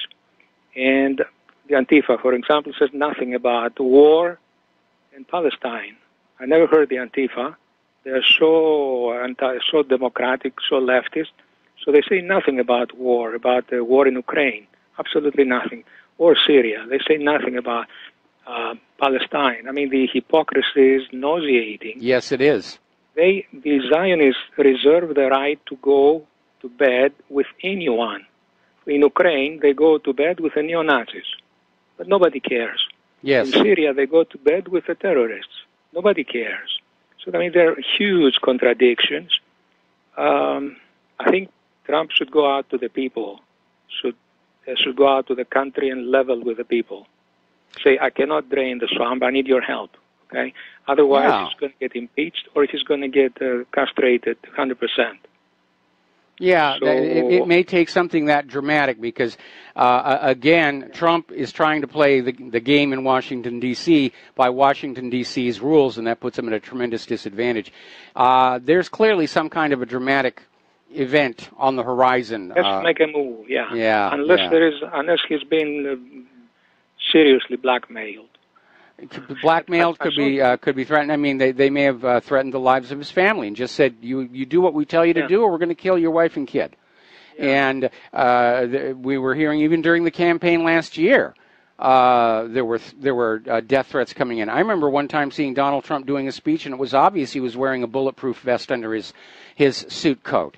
And I mean, it's real politic. When you're talking about an entire planet just out of your reach, you get pretty desperate and you do desperate things. Jack, I got to let you go. We're running out of time, and I got a bunch more calls to get to. So we're going to switch over to Bob in the Upper Peninsula. Aloha. Welcome to the show. What is on your mind? Good afternoon, Michael. Good afternoon. When we have the next economic reset or crunch, whatever you call it, it's going to have nothing to do with race or anything like that. It's going to be the producers versus the non-producers. And the non-producers can take their cardboard signs and try to buy groceries or pay their rent with those. Thank you, Michael. Well, you make an absolutely valid point, and I think that is definitely an aspect of what we're dealing with right now. You've got the liberal Democrats, the snowflakes, the whiners, who believe in socialism, that the government should just pay for everything, versus conservatives who want to just be left alone and just see government as providing the environment where we can trade our labor for decent wages and salaries, and that really is a big part of it. It's rather amazing when you hear this talk about the right to an abortion and the government should pay for it. Well, you may have a right to this or that. The government doesn't have to pay for it. You have a right to freedom of speech, but the government doesn't buy you a radio station. You have a right to keep and bear arms. The government isn't going to buy you a gun. Although, actually, at one point they did after World War II. They were donating guns to schools for the shooting clubs and shooting classes. Yes, they actually had guns in the schools and nobody died. All right, let's go to Glenn in Philadelphia. Aloha. Welcome to the show. What's on your mind? There you are. Here in Philadelphia. Yeah, here I am. Yep, I heard the beep. Here in Philadelphia, we have a statue of a man named Frank Rizzo, yes, who was police chief from 68 to 71 and mayor from 72 to 80. And his brother was the city fire chief as well, like the politically involved family. Things weren't perfect under his leadership, and I vividly remember this time as a kid. And, back then you had the civil rights protests and Vietnam anti-war protests and stuff like that. And under his leadership, there was a scandal at the time about the police being too rough, police brutality allegations, that sort of thing. But that was worked through, and overall, the man was given high marks for being a relatively good leader of the city, and so much so that they did actually put a statue of him up. Now, some local lefties want to, quote, have a conversation about, possible removal of this statue. And all this, statue removal stuff, to me, the ancient word for it is iconoclast, which is Greek for idol smashing. Yes. And this is what, when one country or empire would vanquish another, they would smash their idols, just as the Taliban blew up those Buddhist statues on the side of the mountain and that sort of thing. It was a way of eradicating the culture, the religion, and forcing climatization to, the new culture, assimilation, and that sort of thing. You will be assimilated. We're smashing your icons. So, and we hear a lot about history is written by the victors and revisionist history. Well, if this isn't all this idol smashing isn't the epitome of historical revisionism, I don't know what is. Oh, yeah, you're absolutely right. This is a crime against history. It's a crime against the American people because this is our history. And all of a sudden, these whiners are coming on in and saying, "Oh, well, we haven't studied history. We don't really have a clue about what the Civil War was really about. But we have decided that it was about slavery, and we want these statues to come on down." And again, it's a mobocracy. We have a bunch of people with their heads filled with a lot of inaccurate nonsense and acting on that in violent ways. Yes, it's that, absolutely. I mean, like, the epitome of the foolishness is, like, there are even places where they wanted to take down statues of MLK because he wasn't sufficiently radical. Yeah, So I mean, whoa. that's how out of control this is, and it really is getting ridiculous. Okay, Glenn, got to let you go. Got to take a break for commercials. Bye-bye. And aloha, America. Welcome back to the show here, and we're going to go right back to the telephones. Mark in Clearwater, Florida. Aloha. Welcome to the show. What is on your mind today? Hey, Mike. How you doing? Doing okay. Great show. Appreciate it, man. All your work and efforts. I just got a comment about the statues and what they represent. I think it's not the slavery aspect, but the cause the South was actually promoting was to counter the encroachment of a central authority. Yes. In that the federal government was becoming, and they wanted, and the great cause of the South was to stand up to that authority. And slavery was an issue that the South wanted to determine on its own. And I kind of believe it was going to probably phase out in a couple generations at the most. Yeah, because when the United States was started, slavery was legal in all of the states, and when they got into the early 1800s, some states started saying it really is barbaric. We're going to let it go, and they started becoming free states. Then all of a sudden, the federal government starts saying, "Well, we're going to decide for you." And, of course, that's when these southern states said, no, this is an internal issue. We are a sovereign state of the United States. Right. Okay, but the Constitution says you got to mind your own business. And that was really what it was about, holding Washington, D.C. To the limits of the Constitution and the Bill of Rights, something we can all identify with today. Yeah, go ahead. What I think also today what's more relevant is actually that aspect of it, is the subjugation of a central authority and the the efforts by the South to counter that with the secession movement. I think that's more of the issue today with the left because they're afraid with all these secession movements around the world that they're trying to legitimize a secession movement as a racist movement because they're afraid that there might be some of that secession sympathy in the United States, and the left's trying to use the slavery to get their masses out to protest. I think the real fear they have is that they're afraid that because the Southern Rebellion was an example of secession, they want to destroy that memory in American consciousness. I agree. I absolutely agree. But it's going to backfire on them because we're all seeing with our own eyes that it is these Black Lives Matter, Antifa, paid activists who are causing all the violence. If nothing else, the awareness that this is a government psyop is only going to encourage people in the states to say it really is time for us to get away from these people. We're seeing the European Union. we're seeing the European Union starting to break up, and I think we're going to start seeing the United States breaking up as well. And again, that's what happened to the Soviet Union. All the various socialist republics all fragmented, and then they remerged and formed the Russian Federation. One more point, and I'll get off the phone with you. Do you think that they realize that the Marxists and the left, the hard left, alt-left, or whatever we're going to call it now, that they're going to ferment a backlash with the right and the white or right nationalist movement or identity movement, like happened in Europe in the early 20th century? Well, look at all. Do they know? Look at all these. They keep making these horrible mistakes. They keep getting all this violence going after Trump was elected, and we're going to get him to resent, and it never works out.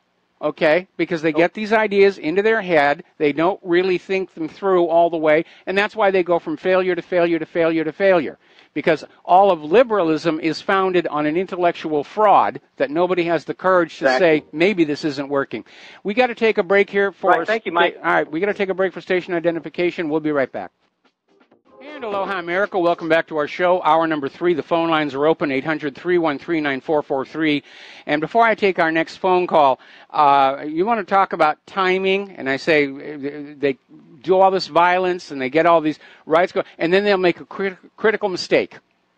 And they always fail. And they may have just done that misstep up in Minnesota, in Hennepin County, where the Antifa activists tore down the county flag and hoisted their own flag in its place.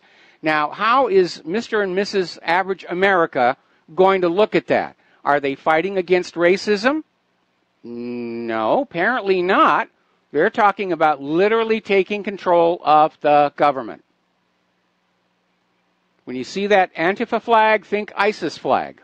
It's the same mindset behind it. So, big misstep there. All right, we're going to go back to the phones. Mike in Colorado, aloha. Welcome to the show. What's on your mind?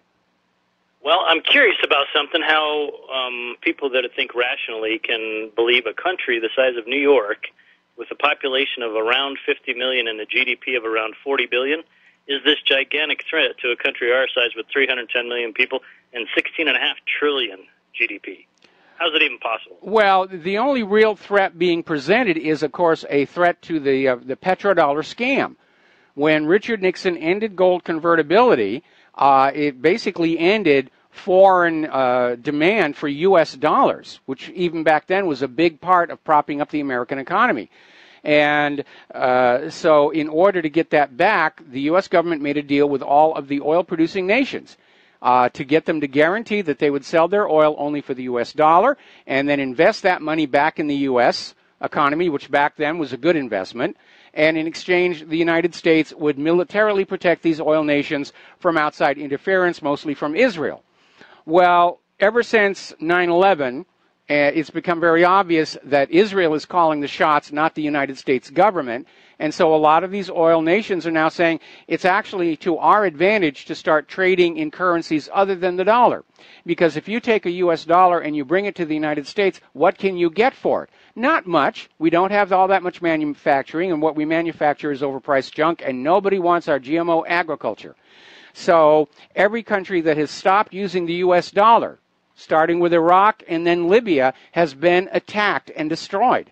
And that's why Venezuela is now on the special high-interest targets list of the United States government, because they have a bad habit of selling their oil for currencies other than the dollar.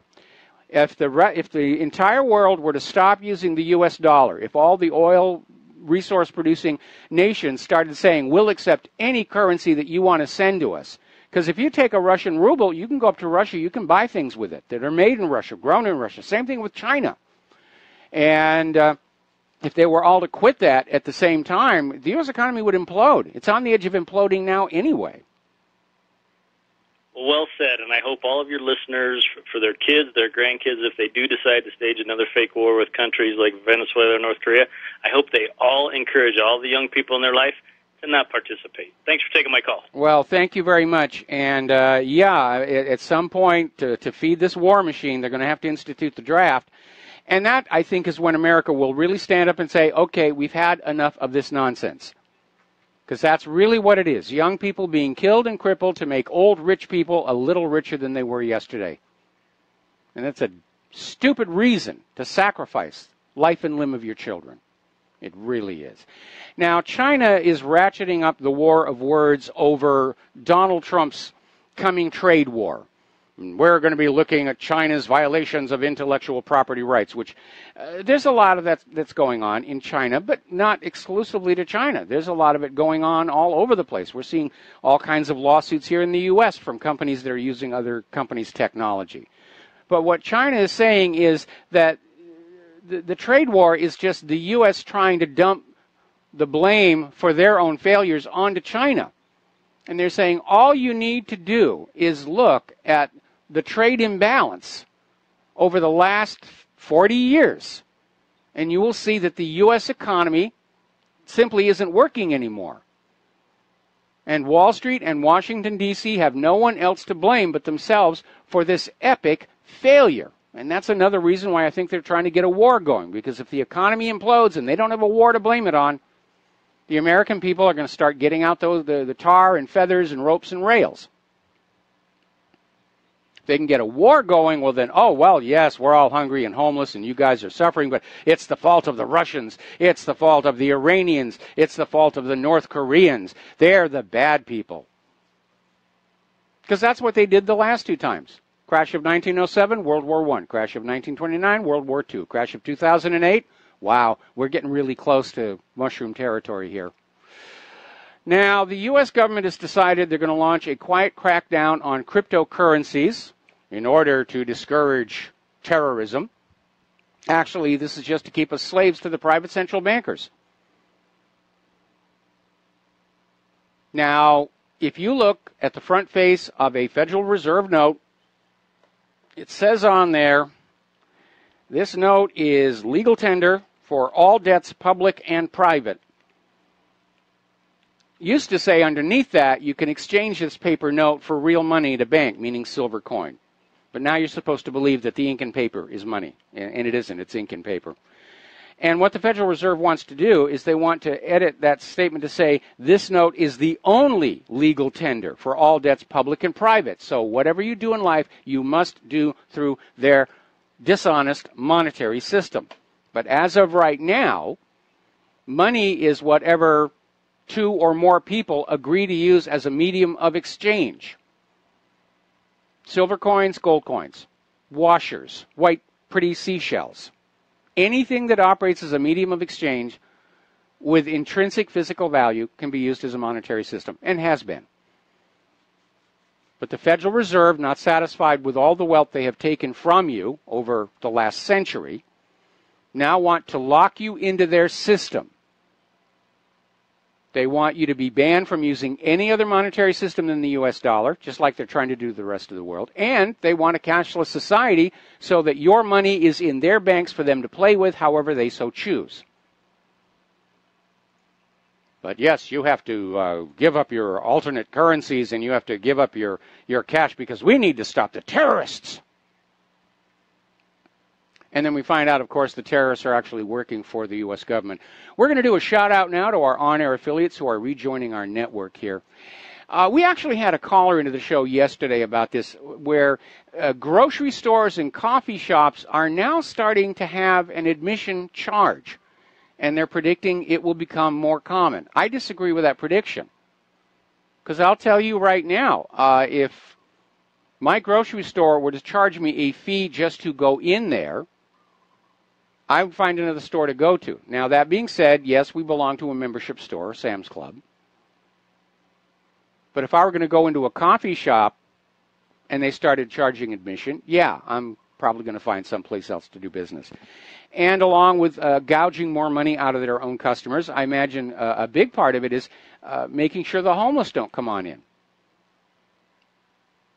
Because we've got a major, major homeless problem in this country that nobody wants to acknowledge.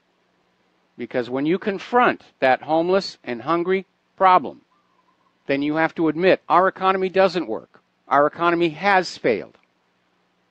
And more to the point, our government has no right to send a single penny of our money to any other country as long as there's one American who's sleeping in alleys or eating out of trash dumpsters. Now, over in California, Caltrans is building a bigger, stronger wall in San Jose to keep the homeless people from returning to an encampment that was located under the I-280.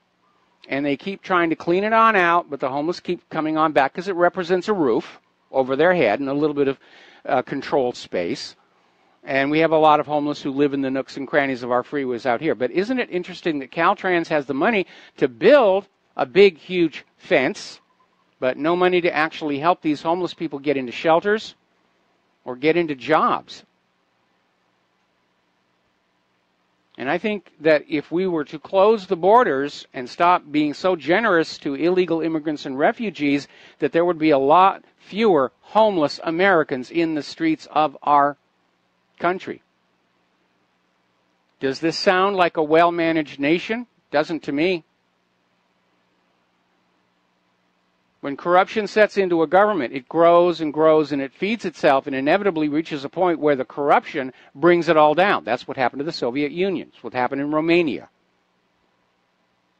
It's what happened to Louis XVI, Charles I. It's happening here and now.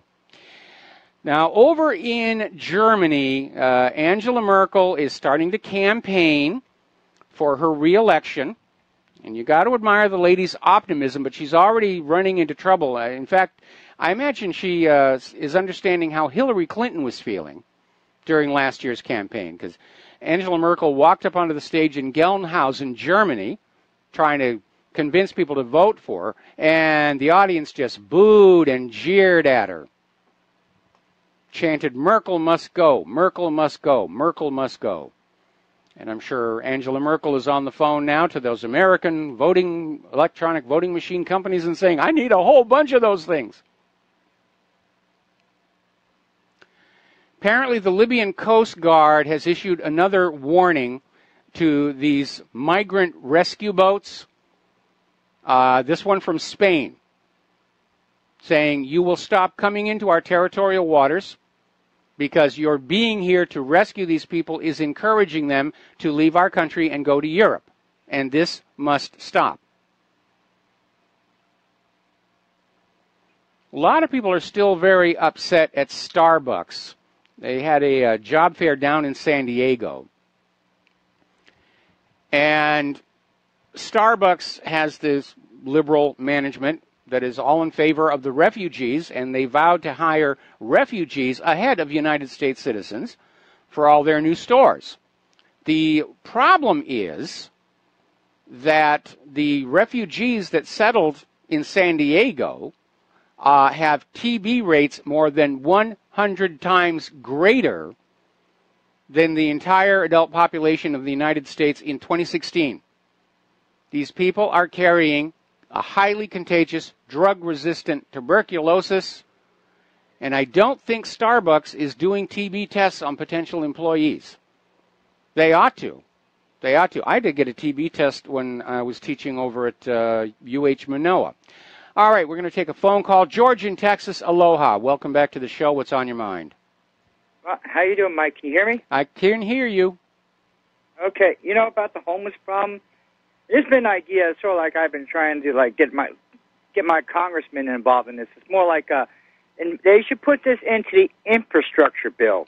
You know how the Bureau of Land Management really knows how to manage all that land, and it sort of like goes up in forest fires. And I would think it could be like a temporary solution for some of the homeless that's sort of like very able-bodied and willing to go back to work. I would say take some of that money, put it in the infrastructure bill to thin out these forests so we don't have out-of-control forest fires. You know, sort of like thin the forest out. Be temporary work, put some money in their pocket.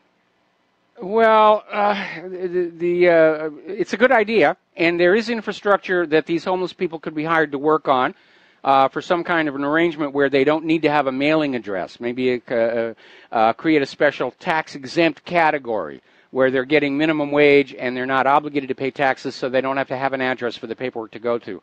But you need to understand the dynamics of a forest.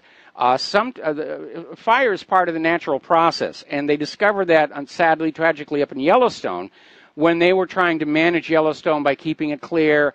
And what happened is they held back the fires for so long that it actually created more of a fire hazard from all the accumulated dried brush on the forest floor. And it was all stepped on and ground up. You thought it was part of the dirt, but it wasn't. And believe it or not, redwood trees in California will not reproduce unless there is a fire. So you got to be very careful about going on in there. And again, I want to go back to a book that Michael Crichton wrote called State of Fear. And it was basically his expose that this whole global warming, ocean rising stuff was a bunch of nonsense. And he put in a lot of information about what's been going on with the environment. And part of it was a discussion about the history of Yellowstone National Park and all of the major environmental, ecological disasters, one after the other, after the other, after the other, that have hit that park. None of them involved with evil corporations profit-taking, but so-called environmentalists with college degrees with the very best of intentions, and they still didn't know what they were doing. And they caused all kinds of problems. The more they tried to tinker, the more damage they created. So you've got to be very careful, because even today, with all of our science, the so-called environmentalists, they still don't really understand the whole dynamics of what's going on.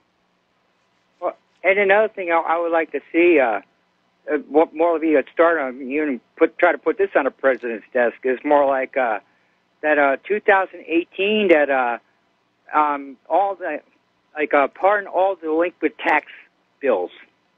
Yes. Especially for those people. Just pardon them all. Let's say clean slate for everybody. We need to do that, and we need to also do what Iceland and Crimea did, and simply say that debt above a certain level should just be wiped on out. I mean, it's one thing to have a debt load that you're able to support and pay on with your job, but if you are in so much debt, there's no way you're ever going to pay it off. Just write it off, because you're going to lose that debt anyway when you pass away. So just write it off and give everybody a clean state, the clean start rather. The funny thing is that the higher they raise taxes, the less tax revenues they actually get, because they're slowing the economic engine down. And the ratio of taxation versus revenue actually follows a curve. And ideally, you want to be at that top part of the curve where you've got just enough taxation to get the maximum revenue. But if you start pushing tax rates higher, you start going down that revenue curve. And unfortunately, most politicians, when they say, oh, we're in trouble, we're out of money, well, we'll raise taxes or we'll start a new tax. And they don't understand there's a complex relationship between the tax rates and the revenue the government gets. When Reagan signed his tax break into law, it was the biggest tax cut in modern history, revenue into the government actually went up. And, of course, that annoyed the liberals no end, because their idea is they should tax everything and then give it back to you in exchange for your obedience.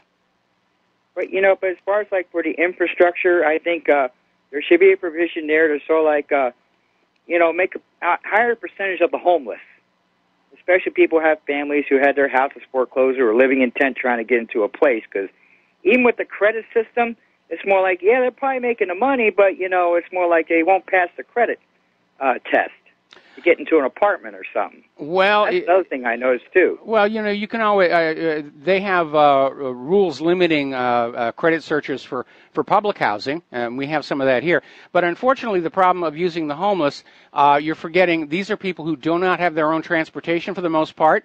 They can't get to the place of employment. And, of course, while they're off doing the infrastructure work, their families are left behind to be victimized by other homeless people or the police. Plus, the repair of the American infrastructure requires a heck of a lot more than just bodies willing to do the work. We need a lot of new cement. We need a lot of new rebar. And huge amounts of material. And we have spent so much of our nation's wealth on the machinery of war, we don't have all that much left over. That's why the nation looks the way it looks. We've been at war with the rest of the world for 16 years, and we are showing the signs of living in a wartime economy. Well, the thing is, it's more like I'm opposed to President Trump doing taken any military action in Venezuela, apart from the rest of the world. And I would just say, I would not mind arming the opposition and letting them fight and letting them form their own government. But, you know, we should just stand clear of it and let Venezuela settle their own problems. Well, the Venezuelan opposition are working for the CIA. Mike Pompeo admitted that 3 weeks ago. This is a U.S.-backed regime change. It shouldn't be U.S.-backed anything. I agree. I agree. If you want peace in this world, you stop messing around with other people's countries. But the U.S. government is convinced it's their manifest destiny to mess around with other countries. George, got to let you go. Got to take a break for commercials. We'll be right back. And aloha, America. Welcome back to the show here. And before we go to the phones here, interesting story just came across the desk here. And it turns out somebody with a thorough knowledge of history has noticed something interesting about the Antifa flag. Remember, we just did the story about how they took down the county flag and they ran their own flag up there and got all excited. And for those of you who have not seen it, the Antifa flag is a black ring. And at the top of the ring it says anti-fascist, and at the bottom it says action. And inside the ring are two flags. And it bears a striking resemblance to the 1932 flag of the paramilitary wing of the Communist Party of Germany, which features a ring that says at the top antifaschistisch, and at the bottom action, spelled with a K, and in the middle of it are two flags. So now you know kind of where they're coming from. We're going to go back to the phones here. Rob in Illinois, aloha. Welcome to the show. What's on your mind? Thanks, Mike. Hello.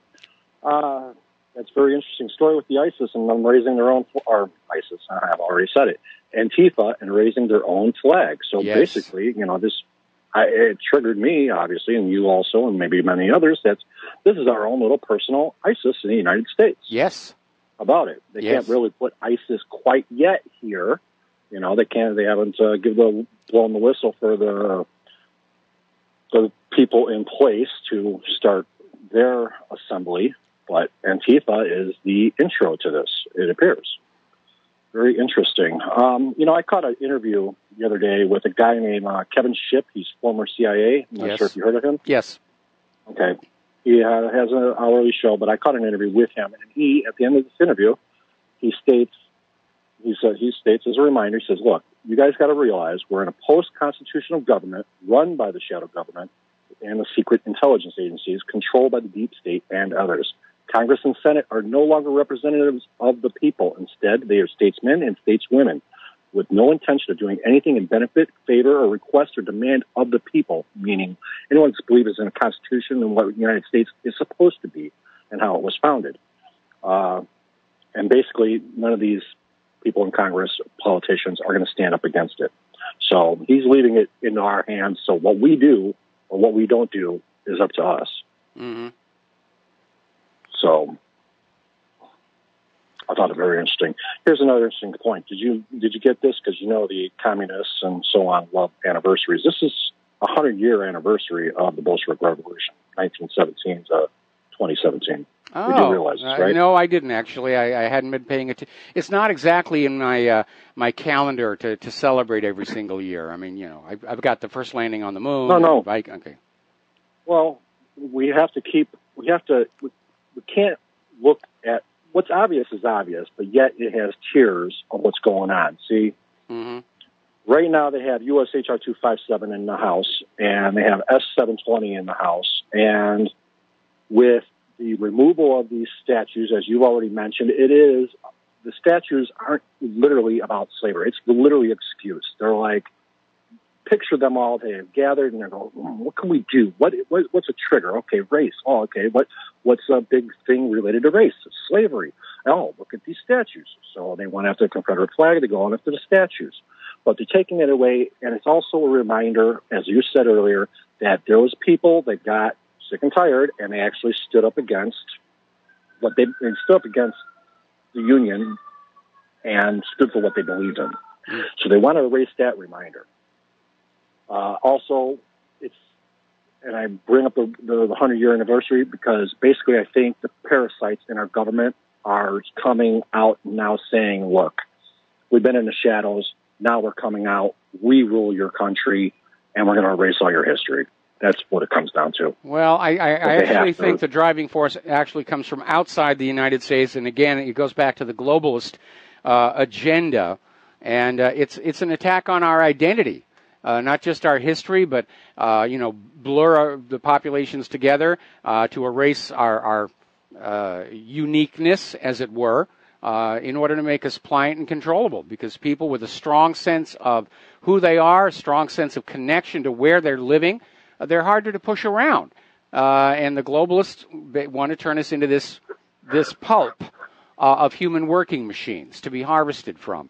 And, it is amazing looking back at some of the prescient filmmakers, like Metropolis or THX 1138. Anyway, Rob, got to let you go. Got to take another break for commercials. All right, back soon. And aloha, America. Welcome back to our show here. And before we get back to the immigration news, Michael Moore's flapping his gums again. And apparently his latest insult as of last night is he compared supporters of President Trump to rapists. Ooh, if you're a Trump supporter, you're a rapist. You're a white supremacist. You're KKK. That's what they're trying to do. They're trying to create a climate where people are actually going to be ashamed or embarrassed to vote for the GOP next year so they can steal the Congress. It's amazing here. All right, getting on back to immigration. Apparently, the city of Tacoma will spend $440,000 a year to fight the deportation of illegal immigrants. This is a violation of Title VIII. I think it's time to send the sheriffs out to arrest these people. $440,000 a year. I'm sure the people of Tacoma figure that money could be spent to much better purpose elsewhere than in the helping of a crime. Meanwhile, down in Kennewick, Washington, a Somali refugee attacked a police officer with a sword. Was just out in the street swinging the sword around. The police were called, 911 call. And this Somali refugee, and let's see, was saying Hussein Hassan was his name. Swung his sword and actually hit one of the police officers in the head. It took 11 staples to close the wound. And yes, they did shoot him. In this case, it was definitely justified. Somebody swinging a sword at your head, you go ahead and shoot them. And up in Tacoma, they want to spend $440,000 a year to keep these people in the neighborhood. I mean, it's ridiculous. It's ridiculous. Now, one of the things that came out of the feminist hysteria of the 1990s was the so-called rape epidemic. And looking at the actual crime statistics, there wasn't really a change going on. Yes, there was rape going on. It's a terrible, terrible thing. But it was being fanned up as an issue to galvanize support for the women who were trying to hijack feminism away from its original equal pay for equal work foundations into this male bash. We need special privileges. We're victimized here. And a lot of this is documented by Christine Hobbs Summers in her book, Who Stole Feminism? And it's a really good book. So one of the big problems they had there is they needed to generate a rape hysteria, and so there were a lot of false accusations of rape. And they were given top play by the corporate media. The National Organization of Women literally campaigned against the use of DNA tests to say, was this woman, first of all, really raped, and if so, was it the guy that she said it was? There was one famous case, Gary Dotzen, and I forget the name of the woman, but it was a young girl who was having sex with her boyfriend and didn't want her parents to know. And so the mother found some evidence in the laundry that something was going on, and this woman said, oh, I was raped, and it was this guy. And they put him in jail for 6 years until she finally confessed.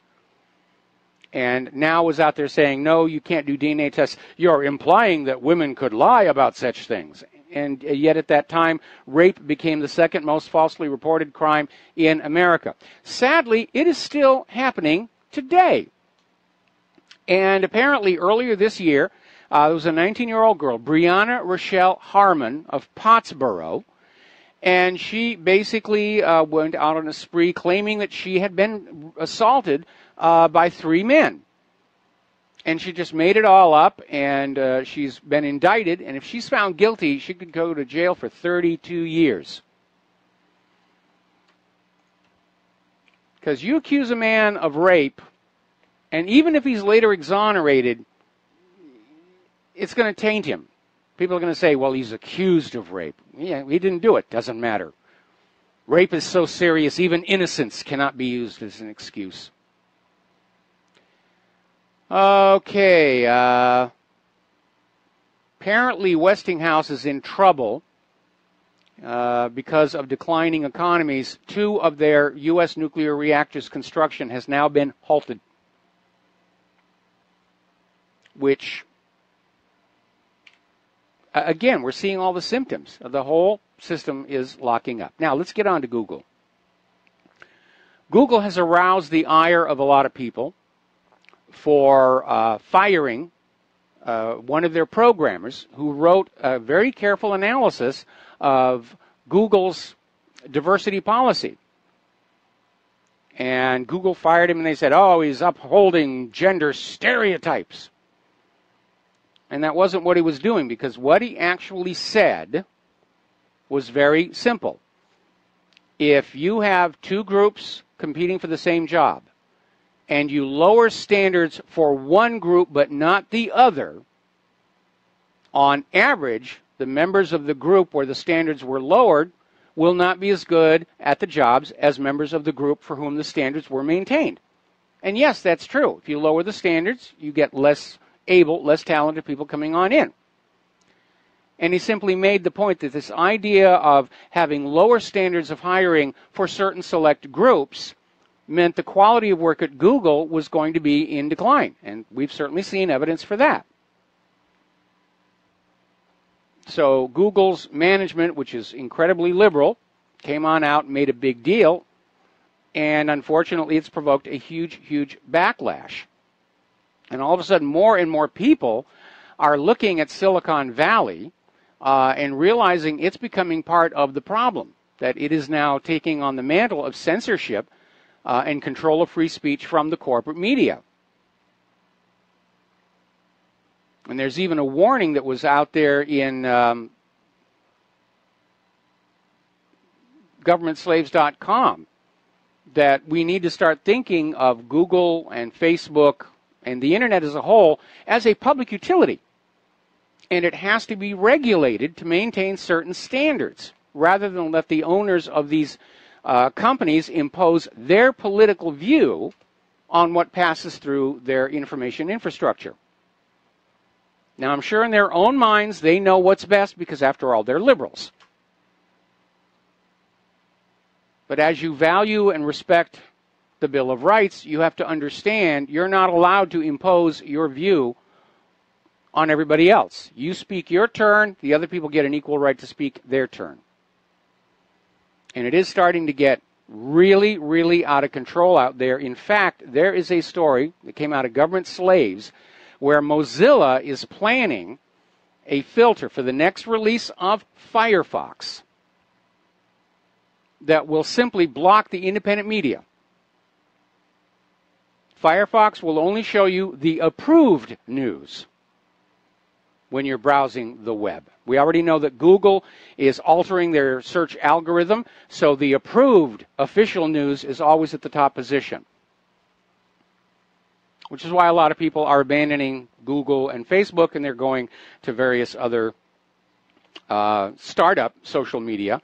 And we posted a link to a browser, a new browser called Brave. Yeah, Brave, that was it, the Brave browser.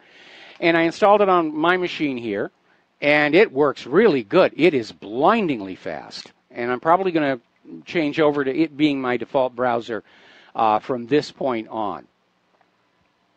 But we have to make a point of stop doing business with corporations that think they have a right to tell us what we're thinking. And we have to start doing our business with those companies and individuals and entities that respect the Bill of Rights and through that are obviously respecting of us and our right to be heard and share information with each other. Now, over at InfoWars, we're getting word that Alex Jones is joining Diamond and Silk in a massive lawsuit against Google and YouTube discrimination. They're going for class action status, and there's going to be a lot of people who will sign on to that. And I wish them huge amounts of luck on that. Meanwhile, there was a massive nationwide demonstration against Google scheduled for the 19th.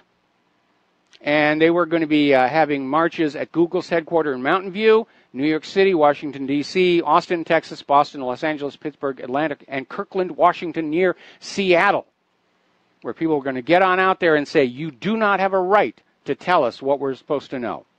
Unfortunately, the protest has been called off because the organizers are saying that they have received credible threats from Antifa, that Antifa will show up in cars and ram the protesters. So apparently Antifa and Google are really good friends.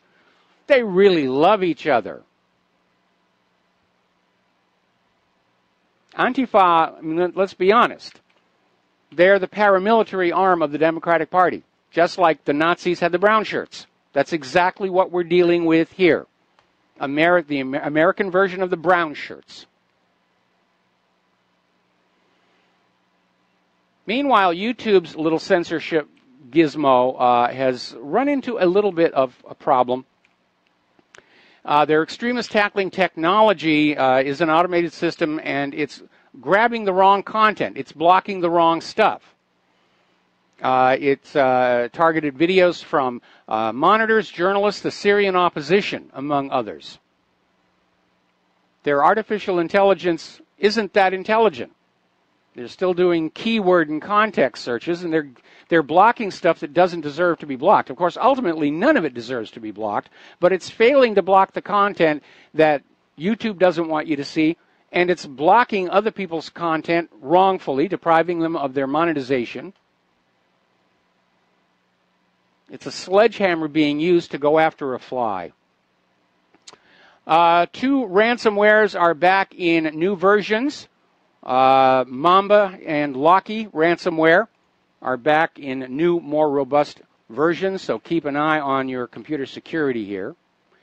And there's another warning coming on out that somebody has figured out a way to rig a PowerPoint file. A PowerPoint presentation could compromise your PC, which is why I never open PowerPoints that are sent to me.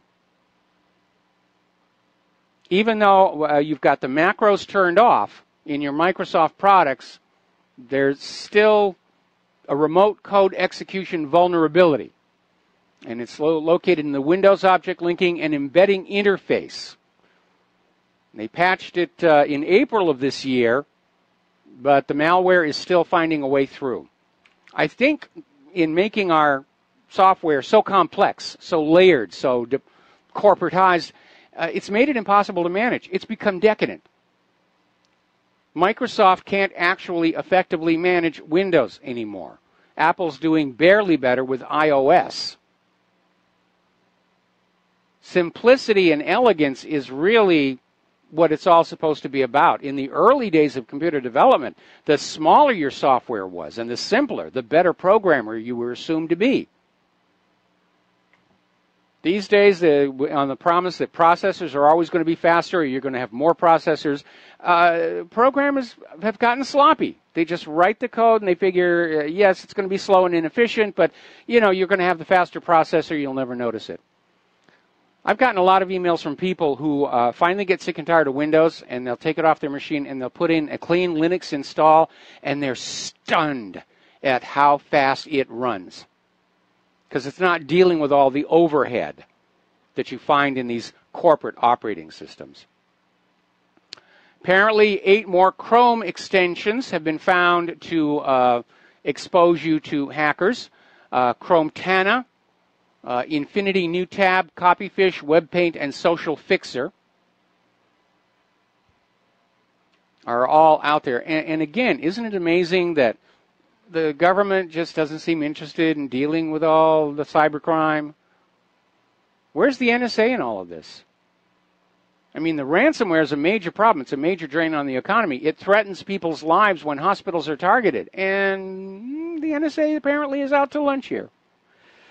Even if you're not dealing with malware, though, there are some very common internet scams that even smart people are falling for.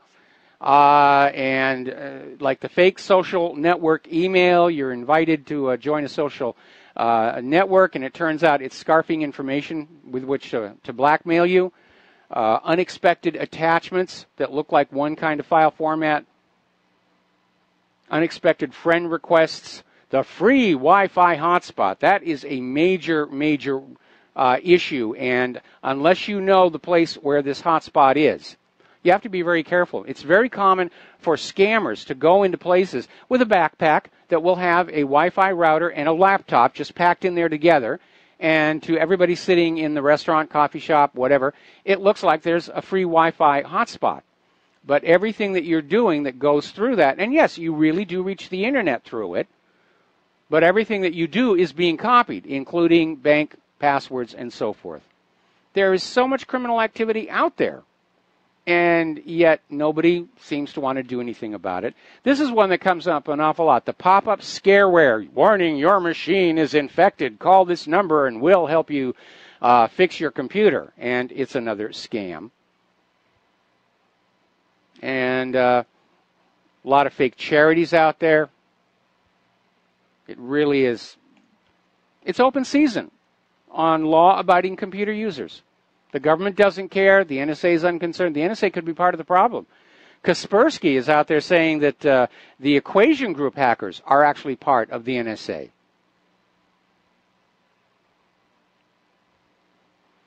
Now, here's an article out of Natural News. Poison Papers reveal stunning EPA collusion with the chemical industry.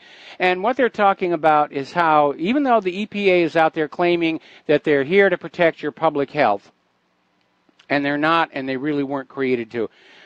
This story is talking about 20,000 documents called the Poison Papers that was released by the Bioscience Resource Project and Center for Media and Democracy that show that there's been collusion between the EPA and the chemical industry, which results in toxic chemicals being let into the marketplace.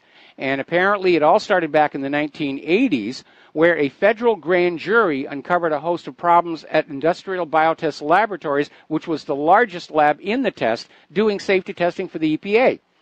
And this lab was coming on back and saying this and that chemical is perfectly safe, and the EPA would give it their seal of approval, and it was let out into the marketplace. Then the lab was busted for rigging the tests, and the corporations came on back and said it wouldn't be fair for you to make us take those chemicals off the market because we've already spent the money to market and advertise and package them, and the EPA went along with it. We'll be right back after these few words. Aloha America, welcome back to the show here. Now, we've been talking about how there's been an epidemic of autism spreading throughout our population. The more people are vaccinated, the sicker they're getting. And it turns out there's another problem out there nobody's paying attention to, and that is epilepsy.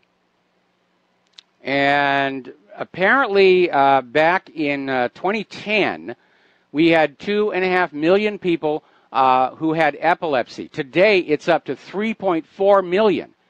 And everybody's saying, why this sudden surge? What's causing this? And the causes of epilepsy are still a mystery. In some cases, there's an actual brain lesion that you can identify.